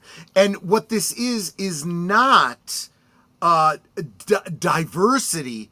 This is tokenizing. That's what this is. This is your culture isn't good enough for us to take stories from it. We want European stories, but we will tokenize you and give you a role in it. I don't get it. Mexico and Latin America in general has a great cultural tradition. There are probably plenty of children's stories and other things from that part of the world that you can now make into a movie. So should you choose, probably folk tales that haven't been told yet. Why don't they just do that? That's what they used to do. Remember Milan? No one had done Milan before as a Disney animated film, and I don't. Of course, then they remade that, and everybody hated that because that's all they do. But Disney is doing this deliberately to poke the bear, ask us, and attempt to make us look anti-Mexican women. But that's not what I'm saying. Believe it or not, in this case, I'm feeling more for people of Mexican descent being offended, having their thing torn down as well. That's what I'm thinking with this. I don't think they get it. Disney isn't done doing their cultural vandalism to fund Disney. Yes, and I don't know. I I wonder what Paulie thinks of this. I guess Paulie's going to wait for official word. Okay, right. Probably, but I'll be keeping an eye on Latino Slant to see what he has to say about this. Just thinking, Troy, why doesn't make a movie about three caballeros and Donald Duck going over local stories? You know, what's interesting, the three caballeros, that was Walt Disney's attempt. He was wanting to create original cartoon characters for Latin America. Like, fellow birds that Donald would have run into that represented different parts of Latin America, because Disney was trying to move the Disney brand down there as well, and that was that attempt. It was interesting, but if you want organic localization, sell the rights to make their own homegrown Sleeping Beauty. They might have done something already. I don't know. All right, but it just doesn't make sense. And leave Sleeping Beauty alone. Frankly, you're not going to top the original animated movie anyway, and they already did their live action ones with the different take on Maleficent. So I don't know why we're going with this again. Yeah. Okay, moving on to Willow. I feel so bad for Warwick Davis. Me too. I wish he could have been in a better show, and I'm sure he was doing his best. Disney's deleted series Willow 2022 was revealed to have a budget of $17 million per episode, according to a recent Forbes report by Carolyn Reed. The author cites filings from Barking Lion Production Studio, subsidiary of Disney, in order to back up its claims.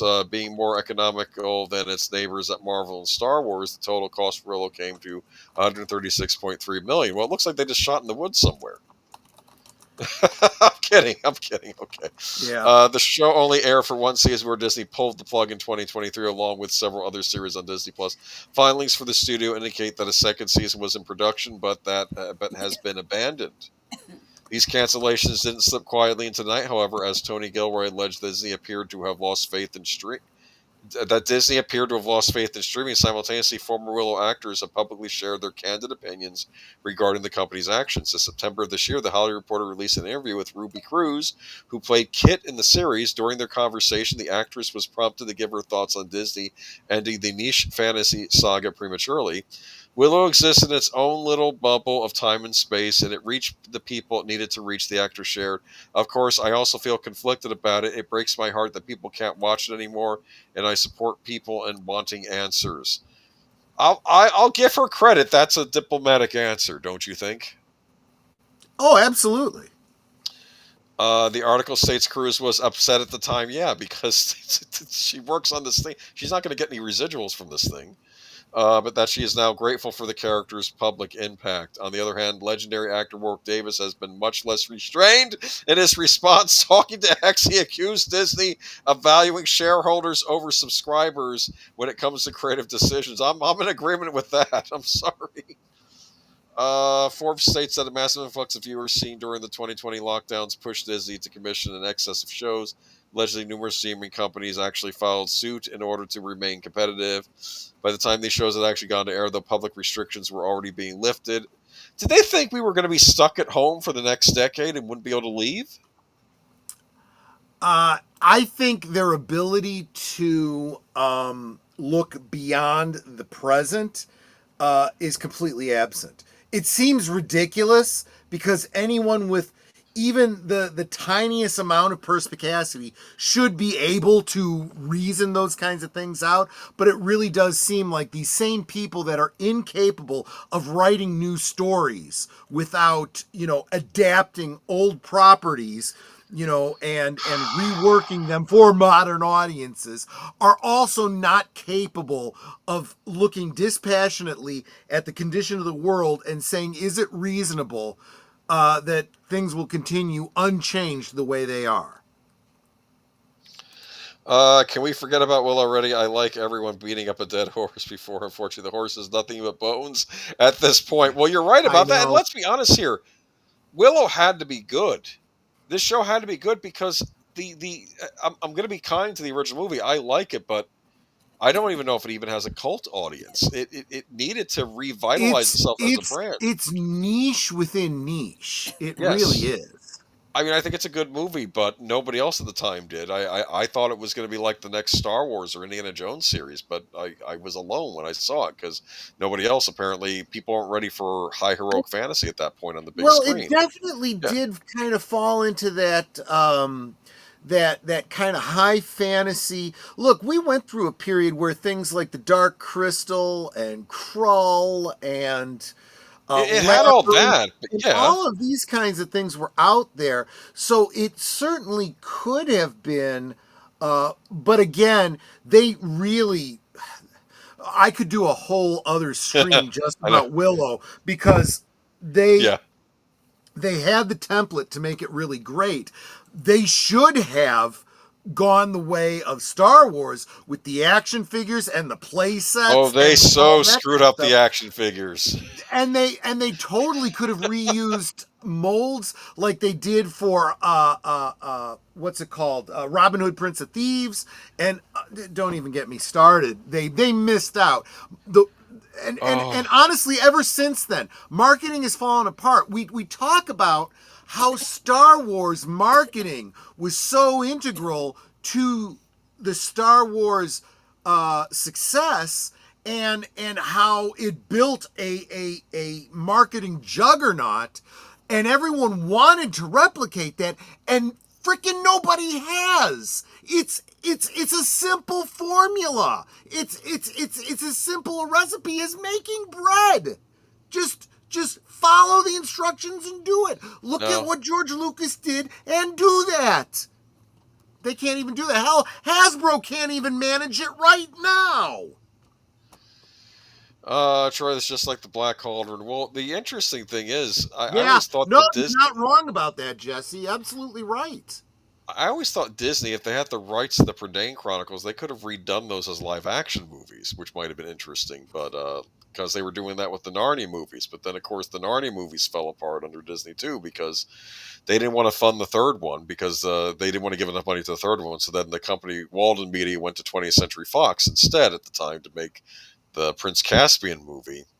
And then we never got another Narnia movie after that. And now Disney owns 20th Century Fox, which makes me think they now own Prince Caspian, the Narnia movie they never wanted to fund to begin with. Isn't that weird? But that's okay, because now Greta Gerwig is making the Netflix Narnia series or movies or whatever that is. So the Barbie director is making Narnia movies. I'm going to move on. Let's move on to Warner Brothers Discovery eyes Christmas deadline for split of sale decision. Oh. Just kill it already. Okay, Warner Brothers Discovery eyes Christmas deadline for split or sale decision. Warner Brothers Discovery is set to make a big announcement for the end of the year, according to CNBC's Alex Sherman. The media giant, which had planned to split in 2026, will announce by Christmas if it'll go through with the separation, sell certain outlets, or bought out entirely. Meanwhile, Paramount Skydance has become increasingly aggressive in urging WBD's board to not split the company, but to sell it as a whole instead. It's already made 23.30 per share bid, which they argue in a letter delivers superior value to shareholders. This is eating Hollywood. Sorry. Okay. I'm just spitting that real out. Quick, I want to ask you, Sergeant G. Welcome, by the way, if we didn't say hi to you earlier.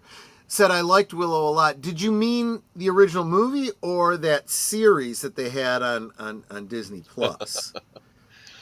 Just wondering, because I agree with you. I liked the movie. The movie was just fine. There was nothing wrong with it. Actually, I hate to get back to Willow. I just remember this. So it's like the Black Cauldron. It's like the Black Cauldron. The fact that Disney buried the Black Cauldron for years, exactly, just like they're right. burying Willow now. Oh, that's interesting. Okay, I didn't pick up on that. Sorry, I thought it was something else. All right, that's okay. No, there's a lot of parallels besides that, but you're absolutely right. So here we go. Now we have, at the time, Warner Brothers CDO David Zaslav made it sound like a strategic... Okay, so Warner Brothers said at a press conference they intended to separate the company in a tax-free transaction into two publicly traded companies, enabling each to maximize its potential. One part, Warner Brothers Streaming and Studios, would handle film and production distribution. The other, Discovery Global Networks, would consist of its cable and news programming and networks. That strikes me as the dying part of the company. Am I wrong? No, not at all. I mean, I guess people still have cable, and if they have cable, they watch their reality shows on how to flip a house and whatnot, I guess. Okay. David says, made it sound like a strategic move as the cable revenues continue to decline and streaming grows increasingly dominant. The 2022 merger of Warner Brothers Discovery was looking more like a major miscalculation that had buried it under tens of billions of debt. However, insiders suspected that the proposed Warner Brothers Discovery split was designed to make it more appealing to potential buyers. Comcast, Universal, and Netflix were considered the most likely to show interest. The first move was made by the newly formed Paramount Skydance. Came as a surprise, but it was enough to excite investors, with shares soaring by 33%, briefly pushing the company's market cap close to $30 billion. If Zaslav had been hoping for a bidding war, as many suspected, it worked. So far, Zaslav has rejected 3 bids from Paramount Skydance, presumably waiting for better offers. It may be working. In the latest quarterly earnings call on October 30th, Comcast CEO designate Mike Cavanaugh said, "You should expect us to look at things that are trading in the space around our industry. It's our job to try and figure out if there are ways to add value." That same day, Reuters reported from an anonymous source that Netflix hired the same bank that Skydance used in its acquisition of Paramount, and as the streamer explored making a bid war for Warner Brothers Discovery. A week earlier, Netflix co-CEO Ted Sarandos claimed that his company had no interest in owning legacy media networks. Whether he was bluffing or the idea of owning Warner Brothers Discovery properties like DC Studios proved irresistible is open to speculation. The Paramount Skydance is doing everything in its power to fend off other suitors is undeniable. Its series of letters to Warner Brothers Discovery board members arguing its case for a sale before the split is only Paramount Skydance's first line of attack. According to Sherman's sources, if Warner Brothers Discovery stalls in its decision or decides to move in a different direction, Paramount has discussed taking an offer directly to shareholders and formalizing a hostile bid for the company. Yikes. Yeah. Remember the old days, years ago, we were talking about Jason Killar, Yeah. We're going to do day and date streaming and movies, and Warner Brothers is healthy, and now here we are. Yeah. What a mess. real quick, I know you didn't want. I know you wanted to move on, but I just thought this Go was too ahead. funny. We have to go back to this. So Willow USRNG again. responded to me and said it must have been the original movie because I never watched anything on Disney Plus. Jesse Guajara says, "Clue, I didn't know there was a series." Clue laughs. And No, there is no I didn't even know Willow. there was a series. Yeah. There's some guy sitting in a room somewhere by an employee at Disney and saying, "What is this? That's Willow the series. I watched it." And he says, "Really? It never existed." And it's like It is Picard- going to be it's one like of the those Picard lost torture. medias. It's going to be one of those lost medias now because they decided to take a tax write-off, remove it from the platform. And it There never had a is physical no release. physical media of it.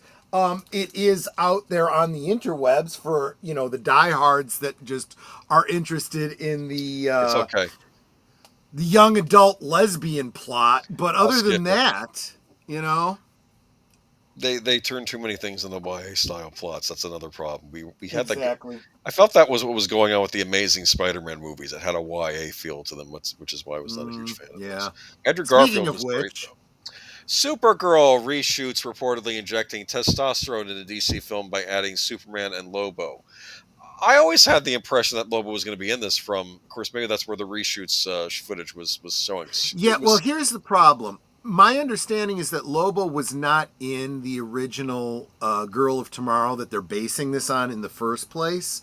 But they were using this as, hey, let's find a way to shoehorn him in so we can introduce him to our universe. And he did so well in the test market that they are now going back and doing reshoots to add more Lobo to it, which, I'm of two minds about this. On the one hand, when they say, hey, we're following the source material, I'm like, no, please don't do that, because the Girl of Tomorrow or Woman of Tomorrow or whatever it's called sucked. It's another one of Tom King's I need to work out my PTSD through my writing stories instead of a good Supergirl story. But at the same time, if it is going to be your template, you're gonna, I don't know. Okay, so on the original Superman the Animated Series, there was a great Lobo story called The Main Man. It was a two-parter, and it starts out with Lobo's a bounty hunter, right? And so this alien called the Collector hires Lobo and says, I collect the last alien species of its kind throughout the universe. That's what I collect. And there is a Kryptonian on planet Earth. Go get him for me. So Lobo goes to Earth and him and Superman duke it out. And finally, Lobo manages to get it so that Superman gets subdued and kidnapped by the Collector. And then, of course, and the Collector says, there's also another species I want, the last Zardian. He says, the last Zardian, I'm the last Zardian. I destroyed my whole planet in my science project, gave myself an A for school. And then, of course, Lobo gets kidnapped, and him and Superman have to work to get off the ship then, because basically, you understand. Yeah. But what was interesting was that was what they were going to use for this movie. It could be Supergirl trying to help her cousin get out from the Collector's clutches or something. That might be an idea for a plot, but I'm not saying that's what's happening. Okay, ahead of it's July 2026. Honestly, we've talked about one thing that a trend in superhero movies that's actually been kind of good, and that's not continuing to go back and retell origin stories.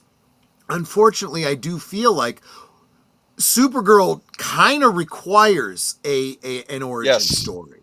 And I mean, we sort of kind of got one with the Helen Slater Supergirl, but if there's one that needs to be retold, it's that one. And they absolutely could have done that. And in so doing, set up the world building of Krypton and all that we didn't get because there wasn't an origin story for this iteration of Superman, again, which we didn't need. But we do need the introduction of this version of Krypton. This version of Supergirl's origin. This would have been the perfect time to do it, and they're not doing it. Well, what makes you think we're not going to get it, though? Because they're basing this on... Well, they might... Okay, so going back to Woman of Tomorrow, there are elements of that in it, so there may be some flashback elements of that. But if they're trying to shoehorn in more Lobo, that means there's going to be less and less of that, if any. So who knows what the F we're going to get from this. Well, I'm assuming it's to have action sequences because that's what people. I mean, of course, they could do different. Never mind. You know Anyway, what it's gonna be? Yeah, they're gonna reduce Supergirl's origin to hey, we're gonna send you to Earth to look after baby Kal-El because his parents died and he doesn't have any family. Oh, we're gonna die too! Isn't that funny? Because that's how James Gunn writes. yeah, that's not what they. I always thought how they did it on Superman the animated series was instead of, for starters, one of the rules was Superman's the last son of Krypton, and they're like, how are we going to do Supergirl? So what they did they had it be a Kryptonian colony instead. That was like at a planet adjacent to Krypton. So when Krypton blew up, their planet got royally messed up. And Yeah. so her and her family went into cryostasis, but she's the only one that survived the cryostasis when she's woken up by Superman all So these years what's later. actually okay? Yes. So that's an interesting take on it. Yes. And it was Supergirl's called original Planet Algo instead of Argo Argo. City. Argo City. Argo. It was a planet. I'll instead tell of you a- what, yeah, that is a great interpretation because in the original origin, Argo City was literally a city on Krypton. Yeah. And her father built a dome around it. And let's face it, that worked well in the Silver Age, doesn't translate well into the modern age. Right. So the idea of it being like, I don't know, a moon or a sister planet in the same system or something actually is kind of brilliant. That actually works a whole lot better. Yes. And they could do that. So they're going to have, since July rumors have circulated that Jason Momoa's portrayal of the character movie is reportedly a hit. Oh, so Jason Momoa is playing Lobo. Yes, he is. That's the like whole Lobo. reason they're even introducing Lobo, was because James Gunn is a child. He bought into the whole, fan theory that he would make a good Lobo. So he's literally willing to bend his version of the DC universe around Jason Momoa as Lobo. Oh, That's literally what he's doing. They're going to have him cuss like crazy. Probably. But I don't have a problem with that if they do it the way they did in the comics, where he calls everybody a poozer. Yeah, and, make all up these fake made-up alien words. cuss words. Yes, that's what they did on the cartoon too. Yes. Superman costume currently is in production. Okay, next Superman movie, Man of Tomorrow, isn't in production, but Supergirl's doing reshoots. The timing can't be ignored unless Cornswood is only appearing in some sort of bookend sees. This signals a major rework in the plot, which, according to everyone we've seen told, is a fairly female-centric. According to Variety, what? Haven't watched Gunman starring James Gunn just yet. I like Funny. that. The movie has her traveling across the galaxy to celebrate her 21st birthday with Crypto the Superdog. Along the way, she meets a young woman named Ruthie and winds up on a murderous quest for revenge. What? Who's on a murderous quest for revenge? Ruthie or Supergirl? But let me answer Tree Rock Creations. Why is Supergirl drunk all the time? Tom King. That is the answer. Tom King has decided that she is going to be the rebellious teenage character, because that's what you want in a superpowered Kryptonian, right? And they kind of explained it at the end of the Superman movie by James Gunn, written by James Gunn, directed by James Gunn, starring all of James Gunn's family. And written by AI. I'm sorry. No, wait. Well, sorry, I'm kidding. I have no evidence of that. The whole story is that she has this tendency to go off to planets with red suns so she can get drunk. But then when she comes home, she's blitzed. Don't know really how that works, because once she's in the Earth's solar system, and she gets her powers back, her metabolism should burn off all that alcohol. But whatever, it's whatever James Gunn wants in his James Gunn universe, because James Gunn. Okay, yeah. Supergirl went into production for the release of John Wick spin-off Ballerina. That movie was famously delayed for reshoots that brought in Keanu Reeves' character to establish story, Wick universe. Ballerina flopped. Ballerina flopped because, from what I heard, it wasn't good. I'm not picking on it. I like Ana de Armas, but I heard the movie was like in reshoot hell, and it just didn't turn out good. I didn't hear anything about whether it was good or bad. What I heard was that a big problem with it was a failure in the marketing, because a lot of people looked at it as, oh, another girl boss movie, when I guess it wasn't actually really that. So it could have just been bad marketing and bad message managing. Yeah, I don't know. So I guess we'll see. See, the trouble is they're trying to keep the hot iron going. If they're and I almost wondered if they were waiting to see how Superman was received. Now they're redoing Supergirl to match the tone of it. Is that what this Well, is? and here's the other thing. They're clearly trying to swing the pendulum the other way. They don't want you to think this is girl boss. So that's why they're saying, oh, they're reshooting to add more testosterone to DC's film. So now this messaging is ridiculous, because now you're pushing away all of your modern audience people that think, masculinity is toxic, but you're also annoying people that are like, the real fans going, don't pander to us. We're not coming to see this anyway. Go screw yourself.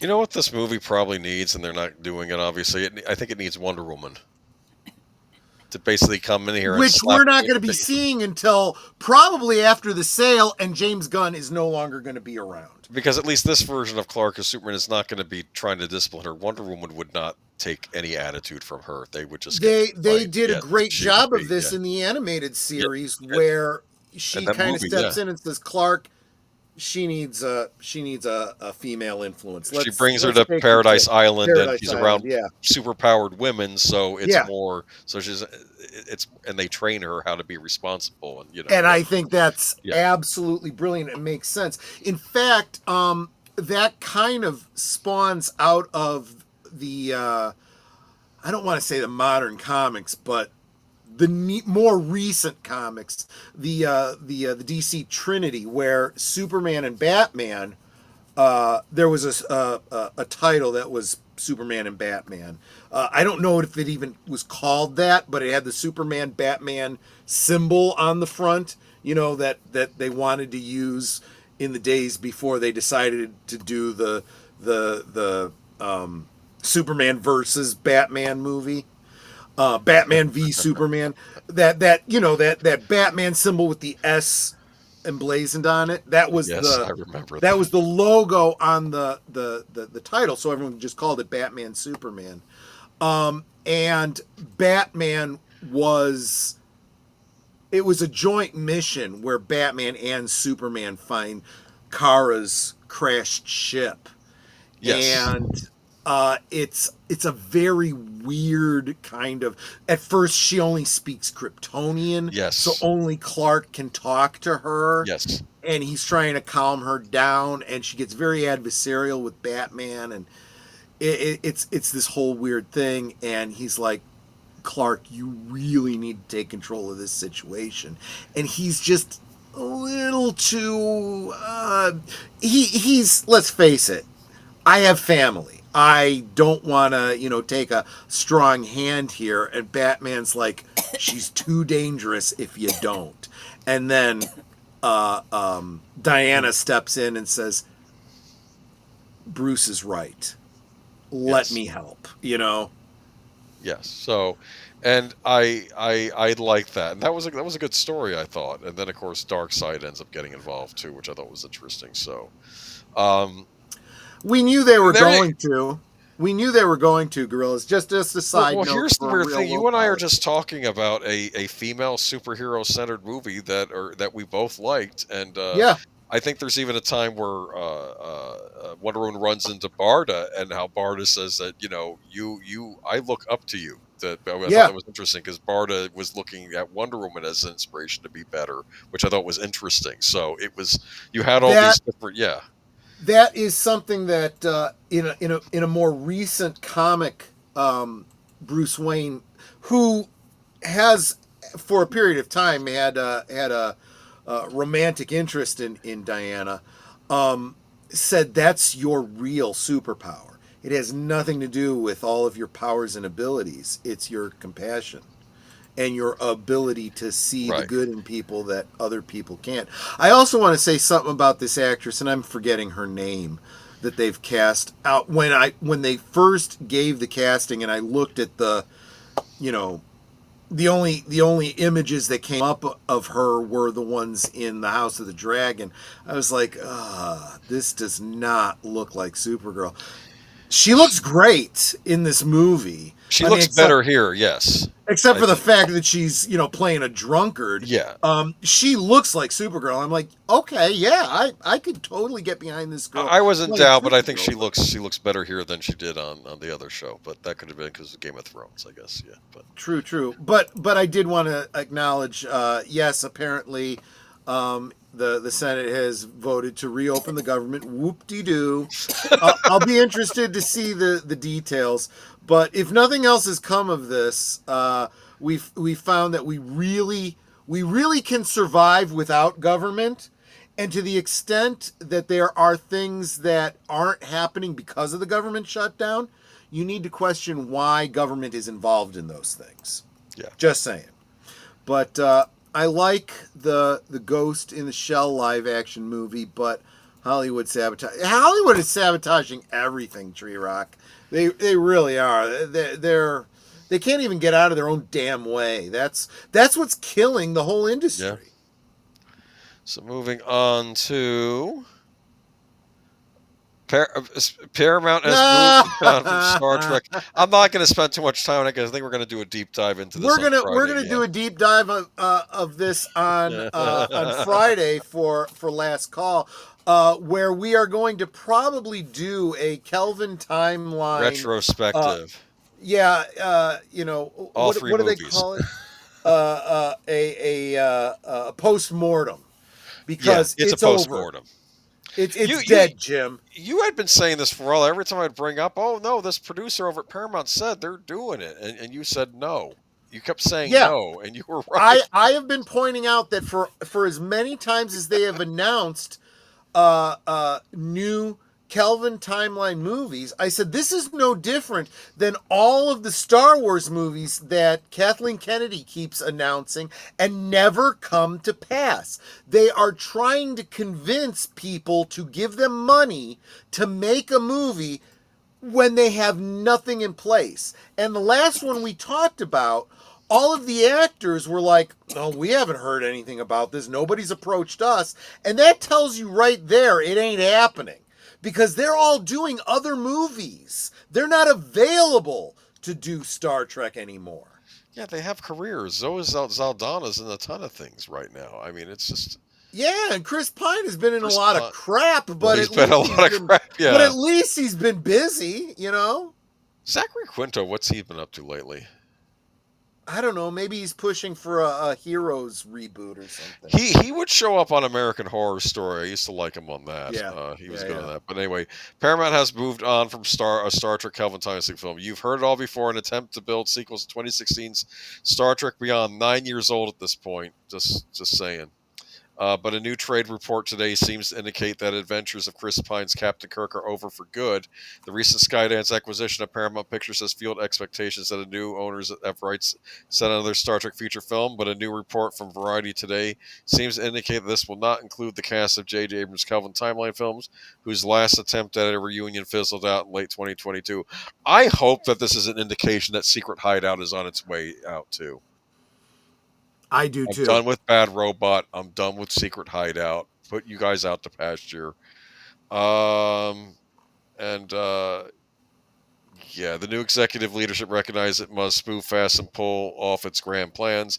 In addition to signing talent, things like Smith and Matt and Ross Duffer, the brothers behind Netflix Stranger Things, team is trying to assemble a slate of films that can attract audiences to theaters at a time when the box office is in a slump. Well, I'll actually give them points for that. And to be fair, Skydance, they were the ones, I think, that had one of the biggest box office draws in recent years with Top Gun Maverick. That got people to theaters. So they need to have more stuff like that.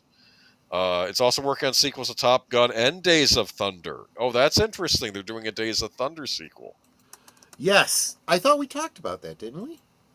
I don't remember talking about this. Okay. There's so many racing movies these days. I know. That's probably what got us confused. I think no. Here's how I think how you got confused. The director of Top Gun Maverick also directed F1, and F1 also had a leading man in Brad Pitt, who I guess is sort of like a well, not Tom Cruise, but he's sort of Yeah. He's a movie star. Okay, he's one of the last movie stars, as is Tom Cruise. So yeah, but anyway, interesting. They could do an F1 meets the guy from Days of Thunder. Brad Pitt That would versus be Tom interesting. Cruise. That would be interesting. Okay, but that's it. We're not. We'll dig more into this on Friday. Are you going to miss it though? I am not. I saw the first one, and I was like, it was like I wanted to. I felt this. Okay, this is a great example because these are both J.J. Abrams, right? Yes. I saw the Star Wars movie. What was it, 2019 or whatever? I saw the Star Trek movie. Yes. Then I saw, and I also saw the Force Awakens. Both movies were meh, and I was like, well, okay, I got to see what happens next. When I see what happens next, I'm like, okay, screw this, it sucks, forget about it. And the things that happened in that first Star Trek movie, were like, okay, if this is an alternate timeline, fine. But they didn't treat it like an alternate timeline. They decided that it not only changes everything from the point of view of where the future ships come into the past, but it also changes history before that. I'm like, this makes no sense. And that's what everyone has said about this. It was so poorly done. Yeah. No, it just sucks. I'm sorry.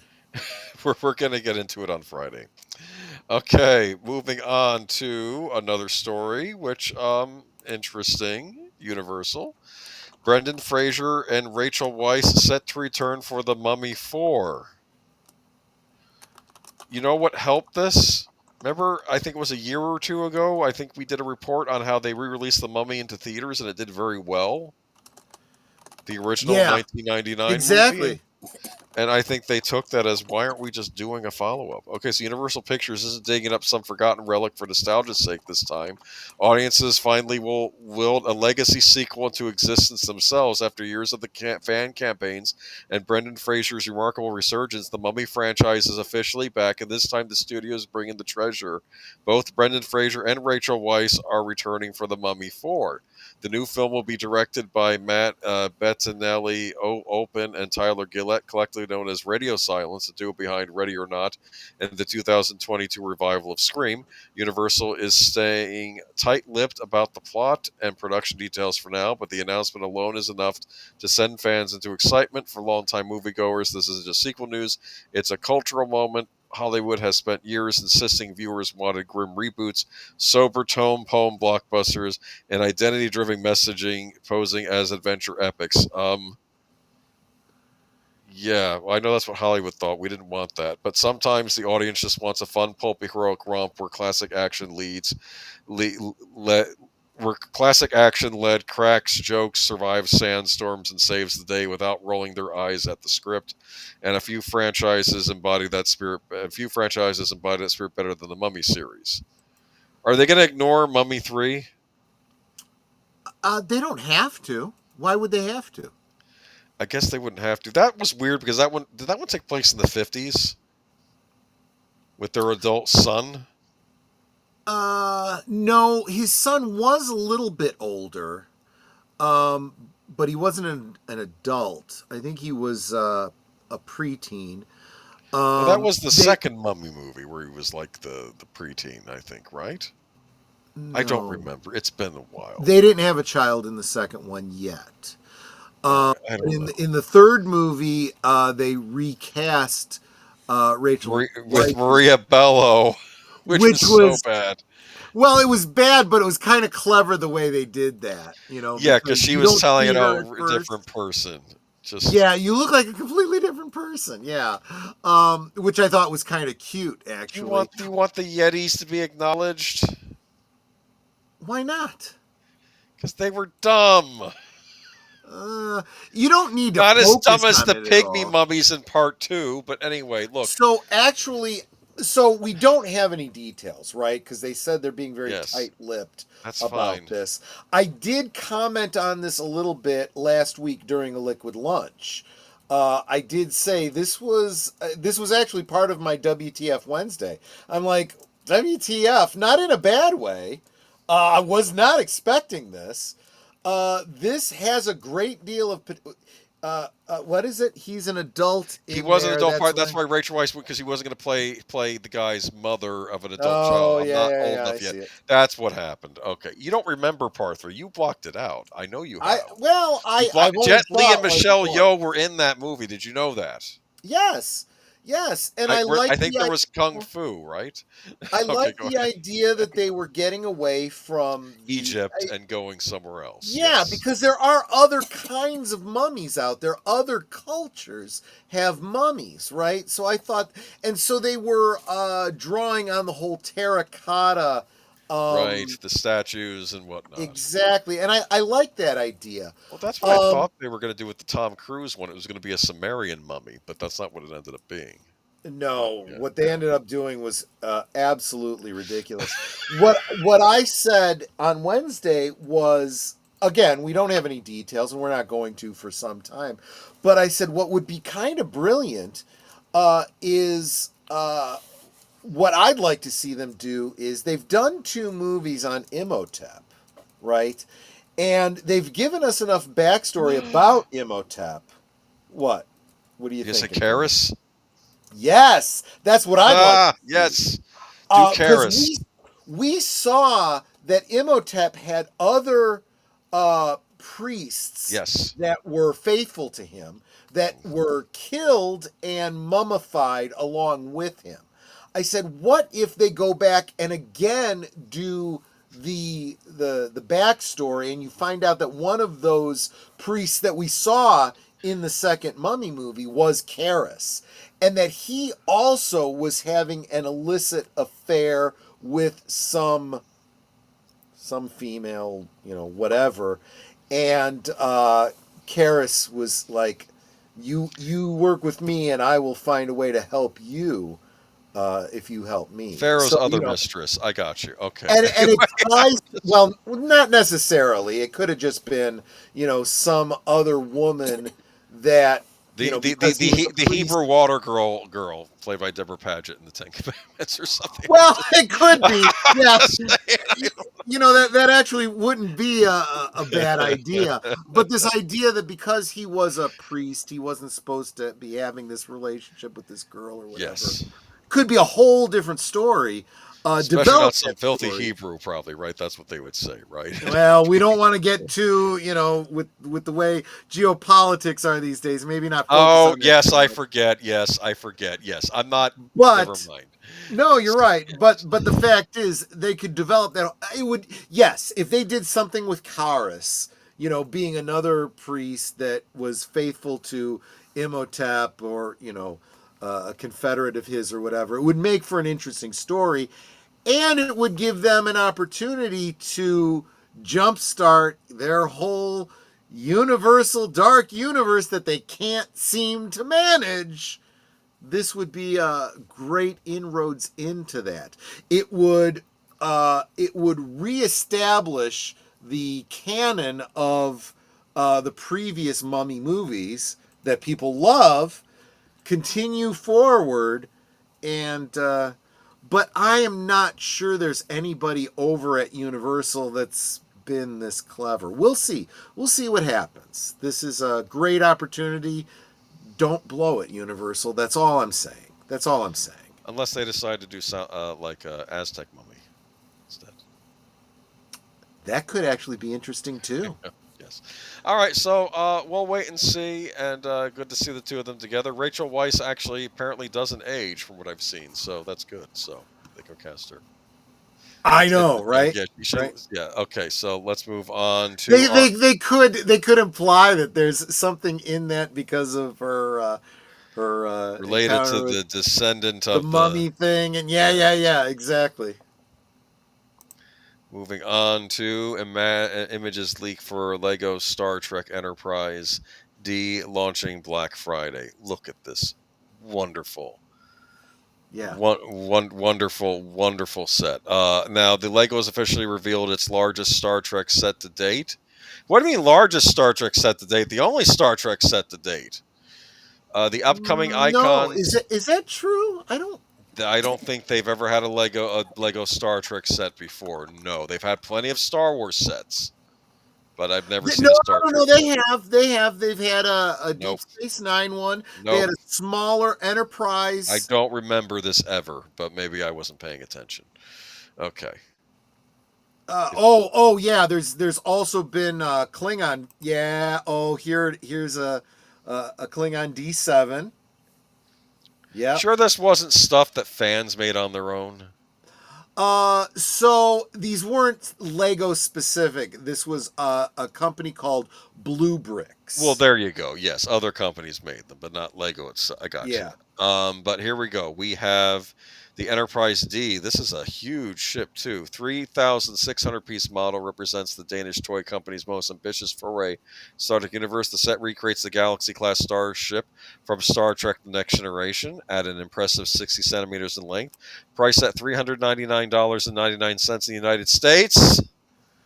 Ah. The model targets adult collectors and Star Trek enthusiasts. Leaked images from South Korean platform Naver provided the first detailed look at the set's construction. The Enterprise D features a detachable sausage section mirroring the ship's separation capability from the television series. The design emphasizes accuracy through curved slopes, wedge plates, and tiles that create the vessel's distinctive smooth hull. The model includes extensive printed details with the ship's registry, USS Enterprise NC-1701D, prominently displayed on the saucer section. Printed windows form a continuous ring around the outer edge with subtle gold and red markings break up the predominantly light gray surface. That's good. You got to do that, right? So there is an official Lego shuttle. I just dropped the link for that if you want to see it. That is significantly smaller with it is in scale with their minifigures. So you can imagine. I hate to tell you this, that little shuttle, you only get that if you buy this from Lego.com within a window period. Interesting. Very clever. They do this all the time. Marketing. Yeah, very. And the shuttle comes with a mini Ensign Row. I thought it should have been Dr. Pulaski myself. I think that should have been the bonus figure. Oh, that's very smart. They give you an Ensign Row in a shuttle so that you can kill her off, just like in the Bard series. Anyway. Brilliant. That's brilliant marketing, guys. I would have went with Dr. Pulaski as the bonus figure, but anyway, which is why I think that the whole mint on card company, these non-Lego companies, might be the way to go, guys. I'm gonna drop a link to the mint on card runabout. Just saying, there's other options out there besides Lego. If you're not getting your brick on enough from Lego themselves. So you want to know about the minifigures? Captain Jean-Luc Picard with teacup. Right. Which is not in scale with this build, by the way. Because you can only imagine how big this ship would have to be. Because you're also buying this for the minifigures. Let's be honest here. Right.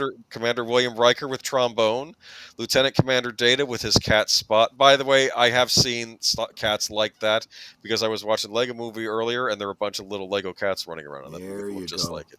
Lieutenant Worf with new hair mold and gray communications module. Oh, it must be a hair mold made specifically for this Lego set. That's probably what they mean. Lieutenant Commander Geordie LaForge with engineering field kit briefcase. Dr. Beverly Crusher with medical tricorder title. Counselor Deanna Troy with PADD tile. Wesley Crusher with engineering field kit. Why? Can you imagine how big a Lego Enterprise would have to be in scale with their minifigs? It would like be as big as your house. I guess so. Yeah. I guess so. That's how big it would be if they were that size. Guidon with green bottle and new hair hat mode. The green bottle is clever. That refers back to the Scotty thing. It is green. What is this? It is green, yes. All minifigures printed Next Generation uniforms with detailed arm printing representing the first official Lego Star Trek character figures. Accompanying the Enterprise D is the Star Trek Type 15 shuttle pod. Oh, they mentioned that. Gift with purchase. And only if you buy it, I think during a Black Friday period. So looks very neat. This is a great way to really alienate your customers, because yes, I want this shuttle, but I can't afford the damn, Enterprise, and I have to get it in this specific span of time, so I'm priced out of the market. Screw you, Lego. So before you attack Lego, and not that I'm here to defend Lego because I'm not that invested, but it's also possible later on down the line they'll make a new version of this shuttle with a new minifigure, okay? And it will be different from the one shipping with the set. Okay, I'm fine with that. Yeah. Because honestly, the need to specifically get Ensign Rowe is like... Really? I think it's more about Ensign Rowe, because I'm sure at some point they'll probably release a shuttlecraft, and because they release multiple versions of different things over time. In fact, they've done multiple Batmobiles over the years. So I'll give you a great marketing thing. You put out that shuttle with another iteration of Picard, maybe a season 1, season 2 version of Picard, because of that one episode where Picard was in the shuttle and he was in that time loop situation. That would be some clever marketing. It would be interesting. Now, to be fair though, I don't know if this is just a standalone set or if we're going to see more Star Trek sets. It's hard to tell. They're probably trying to gauge how well this sells before they would do an entire Star Trek line. I do know that there's a rumored... actually, it's not even a rumor. I know it's coming. There's going to be an X-Files set sometime next year, too, which I'm very curious about. Oh, look, Hallmark ornaments. We could do a whole thing on Hallmark ornaments. I just want to thank you for being here, Horror Cat Dad. I'm going to just do another shout-out to Retro Blasting, who has continuously gone on about, and he's not the only one, continuously gone on about these exclusive Comic-Con, if I don't go to Comic-Con, I can't get this exclusive doodah. And a lot of people have pointed this out. If I can't collect them all because of your exclusives, then I'm just going to get out of the collecting game altogether. Just saying. And I understand that mentality. Yeah. So here's what it is. A lot of the time these bonus sets, they're not essential. Like they're not... like when you get the Goonies set, you get like the attic as well. But if you don't, if you're, I don't know. Maybe you're right. Maybe fans will get angry, but I suspect if this is successful to do a Star Trek line, you'll get shuttlecrafts down the line. It's like when you bought the Death Star set on Lego, you'd get like an exclusive TIE fighter you could attach to it, but they've made other TIE fighters before. You can get various scales. So anyway, by the way, you think this is bad? The Death Star set they released this year? Yeah. $999.99. This is a larger version of the one they did years ago, which they had another Death Star set also. That's why I'm saying, my little Galaxy Explorer isn't looking so bad, is it? Yeah, good point. Good point. Yeah. But no, if you're a Star Trek nut and you like Legos, this might be for you. I will not be picking this up, but it's a quality set. I'm not going to say it isn't. Because frankly, if I'm going to splurge on any of them, it would probably be the X-Files set, but we'll see. And that brings us to the end tonight. And I guess that's it. No reserved seats, I take it, right? Right. I'm sorry I asked twice because I missed it. I'm doing multiple jobs here, being a co-host and trying to follow the the comments and whatnot for 3 different channels. Just saying. So Oh, don't beat me it's up too hard badly about that. sometimes. That's what people It don't is. understand when you stream live. Like Yeah. sometimes when we don't get to a comment, it's not necessarily personal. It could just be that we're juggling so much. But we always love seeing your comments, though. Feel free to Absolutely, keep guys. commenting. Yes. And I'm going to say, going back to something that we said during the good old days when we were talking Lego, it relates directly to what you were talking about with the multiple versions of Star Wars and Star Trek Legos. They'll do these things in different scales for different price points. And I'm going to, throw out another, although I'm not going to specifically drop the link to it. You can check out Retro Blasting. He's done a number of Lego related videos, specifically in terms, oh, thank you, specifically in relationship to Indiana Jones.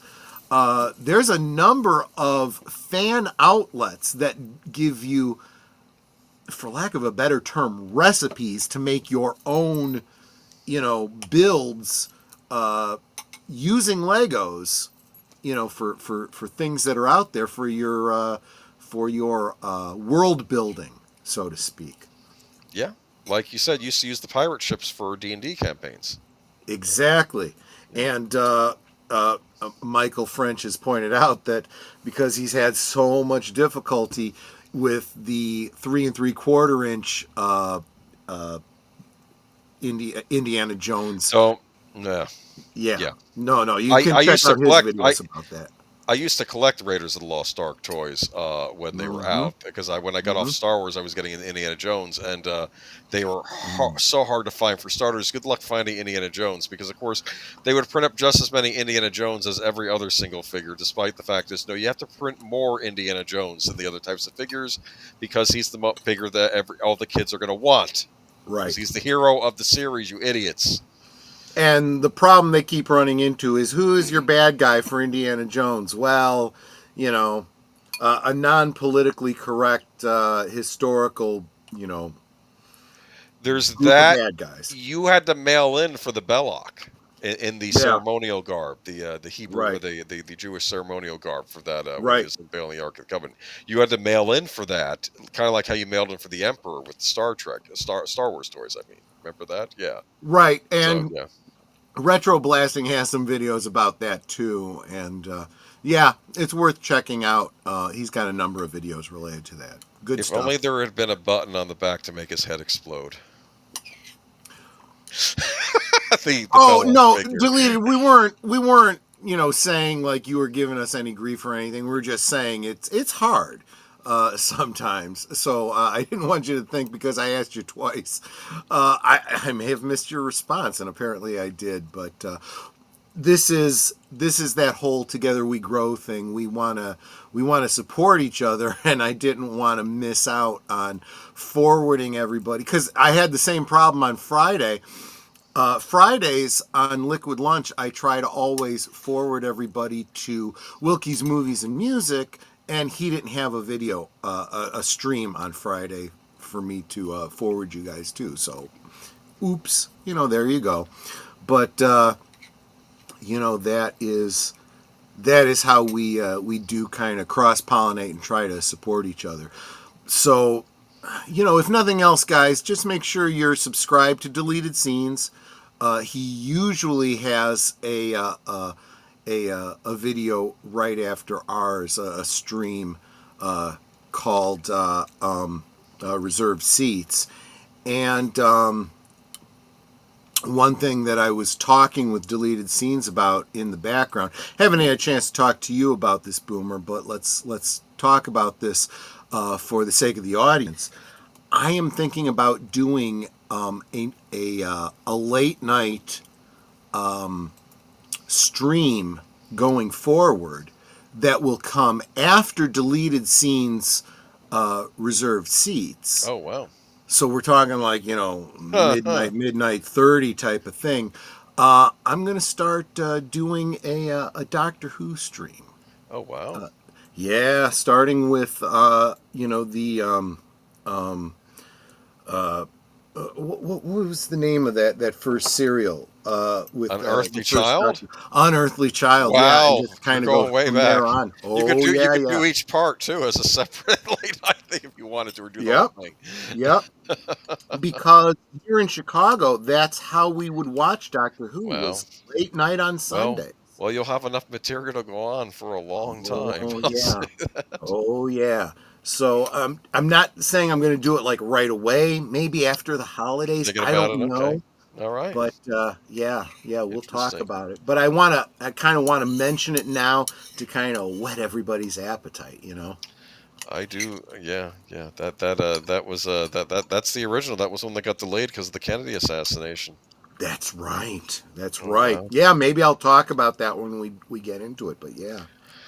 So let's see. So that brings us to I'm trying to think. Well, Uh, should we get into what we got coming up this week? yes. Tomorrow night, what you got going on? So, members' night at the movies, members, which includes you now.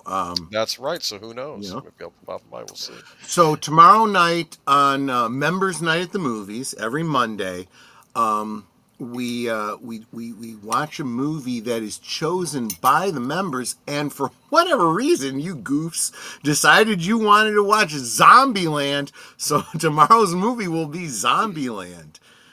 There you go. And that's at 8 Central, 9 Eastern, as it usually is.